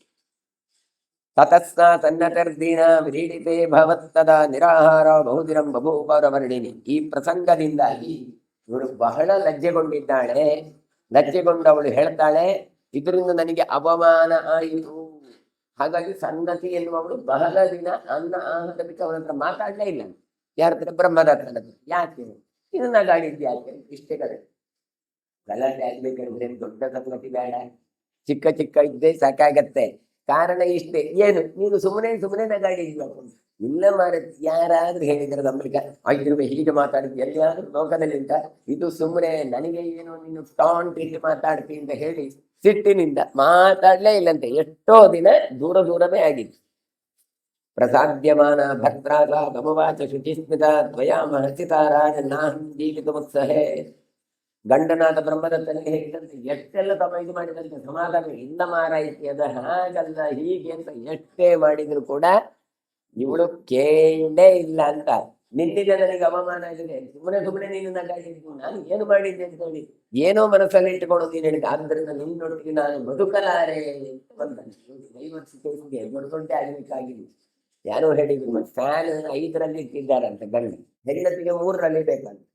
ಅವ 5 ಬೇಕು ಅಂತ ಹಠ, ಇವ 3ರಲ್ಲಿ ಬೇಕು ಅಂತ ಹಠ, ಅಷ್ಟಕ್ಕೆ ಡೈವರ್ಸ್ ಆಯ್ತು. ಹಾಗೆ ಮತ್ತೇನು ಆಗಬೇಕಾಗಿಲ್ಲ. ಅದೇ ರೀತಿಯಾಗಿ ಇನ್ನು ಕೂಡ ನೋಡಿ ನಗಾಡಿದ್ದು ಅಂತ ಗಲಾಟೆ. ತತ್ಕಾರಣ ಮಾಚಕ್ಷೌ ನಚ ಶ್ರದ್ಧತಾದಿತಿ ಉವಾಚ ಚೈನಂ ಕೊಪಿತ ದೇಶ ಭಾವೋಸ್ತಿ ಮಾನುಷೇ. ಆ ಸಂದರ್ಭದಲ್ಲಿ ಬ್ರಹ್ಮದತ್ತ ತಾನು ನಕ್ಕು ಕಾರಣವನ್ನು ಹೇಳ್ತಾನೆ. ಏನಿಲ್ಲಪ್ಪ, ಅದು ಇಲ್ಲದೆ ಮಾತಾಡಿದ್ದು, ಅದು ಗಂಡ ಹೆಂಡತಿದ್ರ ಜಗಳ, ಅದನ್ನು ನೋಡಿ ನಗಾಡಿದ್ದು ಅಂತ ಹೇಳಿದಂತೆ. ಆದ್ರೆ ಅವಳು ಹೇಳಿದಂತಲೇ ನೀನು ಸುಳ್ಳು ಹೇಳ್ತಿ, ಎಲ್ಲಿಯಾದರೂ ಇರುವೆಗಳು ಮಾತಾಡಿದ ಮನುಷ್ಯನಿಗೆ ಅರ್ಥ ಆಗುತ್ತು ಅಂತೆಲ್ಲ ಉಂಟ. ಹಾಗಾದ್ರೆ ನೀನು ಇದನ್ನು ಸುಳ್ಳು ಹೇಳ್ತಾ ಇದ್ದಿ, ನನಗೆ ನೀನು ಭಂಗ ಮಾಡ್ತಾ ಇದ್ದಿ, ಸುಳ್ಳು ಮೇಲೆ ಸುಳ್ಳು ಹೇಳ್ತಾ ಇದ್ದಿ ಅಂತ. ಸುಳ್ಳು ಹೇಳಿದ್ರು ಅಂತ ಹೇಳಿದ್ರೆ ಒಂದು ದೊಡ್ಡ ಗಲಾಟೆ. ನೀವು ಒಪ್ಪಿಕೊಂಡ್ರಿದ್ರೆ ಇದಿರಲಿಲ್ಲ, ನೀವು ಒಪ್ಪಿಕೊಳ್ಳಿಕ್ಕಾಗುದಿಲ್ಲ, ನೀವು ಸುಳ್ಳು ಹೇಳ್ತೀರಿ ಅಂತ ಸಿಟ್ಟು ಜಾಸ್ತಿ ಆಗ್ತಾ ಹೋಯ್ತು. ಕೋವೈ ಪಿಪೀಲಿಕರು ತಮ್ಮ ಮಾನುಷವು ಬೆತ್ತು ಬರಹತಿ. ಯಾವುದಾದ್ರೂ ಮನುಷ್ಯ ಇದ್ದಾನೆ ಜಗತ್ತಿನಲ್ಲಿ ಇರುವೆಗಳನ್ನು ಮಾತು ಕೇಳಲಿಕ್ಕಿದ್ದವ? ಹೃದಯ ದೇವ ಪ್ರಸಾದಾದ್ವಾ ಪೂರ್ವಜಾತ ಕೃತೇನವ. ಅರ್ಥವೇ ಆಗುವುದಿಲ್ಲ ಅಂತಲ್ಲ ಗೊತ್ತು ನನಗೆ. ದೇವಪ್ರಸಾದ. ಒಂದು ವೇಳೆ ಭಗವದನುಗ್ರಹ ಇದನ್ನೇ ಅರ್ಥ ಆಗಬಹುದು, ಇಲ್ಲ ಪೂರ್ವಜಾತಿಯ ಸ್ಮರಣೆ ಇಲ್ಲಿ ಅದಿಲ್ಲದೆ ಎಲ್ಲಿ ಉಂಟು? ತಪೋಬಲೇನವ ರಾಜನ್ ನಿಜ್ಯಯಾವ ನರಾಧಿಪ ಯದ್ವೇಷ ಈ ಪ್ರಭಾವಸ್ತೆ ಸರ್ವಸತ್ವರು ತಜ್ಞತ ಯಥಾಹಮೇತ ವಿಜ್ಞಾನೀಯಾಂ ತಥಾ ಪ್ರತ್ಯಾಯಸ್ವ ಮಾಂ ಪ್ರಾಣಂ ವಾಪಿ ಪರಿತ್ಯಕ್ಷೆ ರಾಜನ್ ಸತ್ಯೇನ ತೇ ಶಪೇ. ಅವಳು ಹೇಳ್ತಾ ಇದ್ದಾಳೆ, ಎಲ್ಲಿಯಾದರೂ ಸಾಧ್ಯ ಉಂಟಾ? ಇರಲಿ, ತಪಸ್ಸಿನ ಬಲದಿಂದ ಕಳಬಹುದಂತದ್ದೆಲ್ಲ ಪ್ರಾಣಿಗಳ ಮಾತು, ಅದು ನಿಂಗೇನಾದ್ರೂ ಗೊತ್ತುಂಟ? ಆಮೇಲೆ ಸಮಸ್ತ ಪ್ರಾಣಿಗಳ ಭಾಷೆ ನೀನು ತಿಳಿಯುವಂತಾದ್ರೆ ನನಗೆ ಅರ್ಥ ಆಗುವಂತೆ ನೀನು ಹೇಳಿಕೊಡು. ನೋಡು, ಅದ್ರಲ್ಲಿ ಅರ್ಥ ಆಗ್ತದಲ್ಲ, ನನ್ನ ಭಾವನೆ ನಿನಗೆ ಅರ್ಥ ಆಗುದಿಲ್ವ? ನನಗೆ ನೀನು ಅರ್ಥ ಮಾಡಿಸು. ನೀನು ಗ್ರಾಮ್ಯ ಸುಖದಲ್ಲಿ ನಿರತನಾದವ ಸುಳ್ಳನ್ನು ಹೇಳ್ತಾ ಇದ್ಯಪ್ಪ, ನನಗೆ ಅವಮಾನ ಮಾಡಿದ್ದಿ, ಆದ್ದರಿಂದ ನಾನು ಪ್ರಾಣವನ್ನೇ ತ್ಯಾಗ ಮಾಡ್ತೇನೆ, ಸತ್ಯವಾದ ಮಾತಿನಿಂದ ಪ್ರತಿಜ್ಞೆ ಮಾಡ್ತೇನೆ ಅಂತ ಹೇಳಿದ್ರು. ನೋಡಿ, ಪ್ರಾಣಂ ವಾಪಿ ಪರಿತ್ಯಕ್ಷೆ ರಾಜನ್ ಸತ್ಯೇನ ತೇಷಪೇ. ಆದ್ದರಿಂದ ನೀನು ಸುಮ್ಮನೆ ಇದು ಮಾಡಲಿಲ್ಲ, ನನ್ನ ಪ್ರಾಣವನ್ನೇ ನಾನು ಬಿಟ್ಟು ಬಿಡ್ತೇನೆ ಅಂತ ಹೇಳಿದಂತೆ. ಮನುಷ್ಯೇ, ನೀನು ನಿನ್ನ ತಪ್ಪನ್ನು ಮುಚ್ಚಿಕೊಂಡು ನನಗೆ ಮಂಗ ಮಾಡ್ತಾ ಇದ್ದೆ, ತಪ್ಪು ಮಾಡ್ತೀನಿ. ನೋಡಿ, ಅವ್ರು ಸತ್ಯ ಹೇಳ್ತಿದ್ರೆ ನಾನು ಒಪ್ಪಿಕೊಳ್ತೇನೆ. ಎಷ್ಟೋ ಜನ ಹೇಳೋದು ಹೀಗೆ. ನೋಡಿ, ಅವರು ಒಪ್ಪಿಕೊಳ್ಳೋದೇ ಇಲ್ಲ, ಸುಮ್ಮನೆ ಬಾಯಿ ಮೇಲೆ ಮಾಡ್ತಾ ಇದ್ದಾರೆ. ಹಾಗೆ ಇಲ್ವೇ ಇಲ್ಲ, ಹಾಗಾಗಿ ನಾನು ಒಪ್ಪೋದೇ ಇಲ್ಲ ಅಂತ. ತತ್ತಸ್ಯ ವಚನಂ ಶುತ್ವ ಮಹಿಷ್ಯಾ ಪುರುಷಂ ವಿಭೋ ಸ ರಾಜ ಪರಮಾಪನ್ನೋ ದೇವಶ್ರೇಷ್ಠ ಮಗಾತ್ತದ. ಬ್ರಹ್ಮದತ್ತ ಸನ್ನತಿಯ ಕಠೋರವಾದ ಮಾತನ್ನು ಕೇಳಿ ತುಂಬಾ ದುಃಖಿತನಾಗ್ತಾನೆ. ತಿಲ್ಲಿ ವಿಷಯ ಅಂತ ಹೇಳ್ತೇವಲ್ಲ, ಅದನ್ನು ಕೇಳಿ ತುಂಬಾ ದುಃಖಿತನಾಗಿ ಭಗವಂತನಲ್ಲಿ ಮೊರೆ ಹೋಗ್ತಾನೆ. ದೇವಶ್ರೇಷ್ಠ ಮಗಾತ್ತದ, ದೇವರ ಹತ್ರ ಮೊರೆ ಹೋಗ್ತಾನೆ. ಯಾವಾಗಲೂ ಹಾಗೆ ಚಿಕ್ಕದೆಲ್ಲ ಅಂತ ಹೇಳಿಕೊಂಡು ನಾನೇ ಸ್ವಾಗ ಮಾಡ್ಲಿಕ್ಕೆ ಅಂತ ಹೋಗ್ತಾನೆ. ಕೊನೆಗೆ ಆ ಚಿಕ್ಕ ಅಂಶವೇ ದೊಡ್ಡದಾಗಿ ಬರುತ್ತೆ. ಆಗ ಗೊತ್ತಾಗತ್ತೆ ದೇವರೇ ಅಂತ. ಶರಣ್ಯಂ ಸರ್ವಭೂತೇಶಂ ಭಕ್ತ್ಯಾ ನಾರಾಯಣಂ ಹರಿಂ ಸಮಾಹಿತೋ ನಿರಾಹಾರ ಷಡ್ರಾತ್ರೇಣ ಮಹಾಯಶಃ ದದರ್ಶ ದರ್ಶನೇ ರಾಜ ದೇವಂ ನಾರಾಯಣಂ ಹರಿಂ ಉವಾಚ ಚೈನಂ ಭಗವಾನ್ ಸರ್ವಭೂತಾನುಕಂಪನಃ. ಆತ ಭಗವಂತನನ್ನು ಪ್ರಾರ್ಥನೆ ಮಾಡ್ತಾ ಇದ್ದಾನೆ. ಸಮಸ್ತ ಜೀವರಾಶಿಗಳಿಗೆ ರಕ್ಷಕನಾಗಿ ನಿಂತವ, ಎಲ್ಲರ ಪಾಪಗಳನ್ನು ಪರಿಹಾರ ಮಾಡುವವ. ಆದ್ದರಿಂದ ನಾರಾಯಣ, ನಿನಗೆ ನಾನು ನಮಸ್ಕರಿಸ್ತಾ ಇದ್ದೇನೆ. 6 ರಾತ್ರಿಗಳ ಕಾಲ ಮಹಾಕೀರ್ತಿ ಸಂಪನ್ನನಾದ ಬ್ರಹ್ಮದತ್ತ ಆಹಾರವನ್ನು ತೊರೆಯುತ್ತಾ ಇದ್ದಾನೆ ಅಂತ ಹೇಳ್ತಾರೆ. ನೋಡಿ, ಇಂಥ ಒಂದು ಸಣ್ಣ ಗಲಾಟೆಗೆ 6 ದಿನ ಉಪವಾಸ ಪರಿಮಾರ್ಜನೆಗೋಸ್ಕರ ದರ್ಶನೆ. ಆಗ ಅಂತರಂಗದಲ್ಲಿ ಸತ್ಕರ್ಮದ ಫಲವಾಗಿ ಶ್ರೀಹರಿ ನಾರಾಯಣ ಅವನಿಗೆ ಕಾಣಿಸಿಕೊಳ್ತಾನೆ ಅಂತ ಹೇಳ್ತಾರೆ. ಹಾಗಾಗಿ ಸರ್ವಭೂತಾನುಕಂಪಿಯಾದಂಥ ಭಗವಂತ ಬ್ರಹ್ಮದತ್ತನನ್ನು ಕುರಿತು ಹೀಗೆ ಹೇಳಿದ ಹಾಗೆ ಅವನಿಗೆ ಅನಿಸುತ್ತೆ. ಬ್ರಹ್ಮದತ್ತ ಪ್ರಭಾತೆ ತ್ವಂ ಕಲ್ಯಾಣಂ ತಪವಾಪ್ಸ್ಯತಿ ಇತ್ಯುಕ್ತ ಸತುದೇವೇಶ ತತ್ರೈವಾಂತರ ಧೀಯತ. ನಾಳೆ ಬೆಳಿಗ್ಗೆ ನಿಮಗೆ ಹೊರಟಿದ್ದಾರೆ. ನಮ್ದೆಲ್ಲ ಒಂದು ಟೈಮ್ ಅಂತ ಇರುತ್ತೆ, ಗ್ರಹಚಾರ ಅಂತ ಇರುತ್ತೆ. ಆ ಗ್ರಹಚಾರ ಅಂತ ಇದ್ದದ್ರಿಂದ ಹೀಗೆ ನಾಳೆ ನೀನು ಕಲ್ಯಾಣವನ್ನು ಪಡೆಯುತ್ತಿ. ಇಷ್ಟು ಹೇಳಿ ದೇವೇಶನಾದ ಭಗವಂತ ಅವನ ಕಮಲದಿಂದ ಅಂತರ್ಧಾನನಾಗಿ ಹೋದ. ಚತುರ್ಣಾಂತು ಪಿತಾಯೋಸೌ ಬ್ರಾಹ್ಮಣಾನಾಂ ಮಹಾತ್ಮನಾಂ ಶೋಕಂ ಶೋಧೀತ್ಯ ಪತ್ರಾಣಾಂ ಕೃತಕೃತ್ಯ ಇವಾಭವತ್. ಹೀಗೆ ಹೇಳಿದ 4 ಜನರ ತಂದೆಯಾದ ವೃದ್ಧ ಬ್ರಾಹ್ಮಣ ಇದ್ದಾನಲ್ಲ, ಆಗ ಮಕ್ಕಳು ಕೊಟ್ಟಂತ ಶ್ಲೋಕವನ್ನು ಚೆನ್ನಾಗಿ ಅಧ್ಯಯನ ಮಾಡಿಕೊಂಡು ತಾನು ಕೃತಕೃತ್ಯನೆನಿಸಿದ. ಅವೇನು ಶ್ಲೋಕ ಕೊಟ್ಟಿದ್ದ ಅದನ್ನೀತ ಕಂಠಪಾಠ ಮಾಡಿದ ತಂದೆ ಅಂತ ಕೊಡ್ತಾರೆ. ಸರಾಜಾನಮ ತನ್ಮಿಚ್ಛನ್ ಮಹಮಂತ್ರಣಮಚ್ಯುತಂ ದದರ್ಶಾಂತರಂ ಕಿಂಚಿತ್ ಶ್ಲೋಕಂ ಶ್ರಾವಯಿತು ತದ. ಆ ವೃದ್ಧ ಬ್ರಾಹ್ಮಣ ಅರಸನನ್ನು ಹುಡುಕಿಕೊಂಡು ಮಂತ್ರಿಗಳಲ್ಲಿ ಇಟ್ಟುಕೊಂಡು ಆ ಶ್ಲೋಕವನ್ನು ಹೇಳಲಿಕ್ಕೆ ನೋಡಿದ. ಆದರೆ ರಾಜನ ಬಳಿಗೂ ಹೋಗ್ಲಿಕ್ಕಾಗ್ಲಿಲ್ಲ. ಪದ್ಮಪುರಾಣ ಕೂಡ ಕೊಡತ್ತೆ.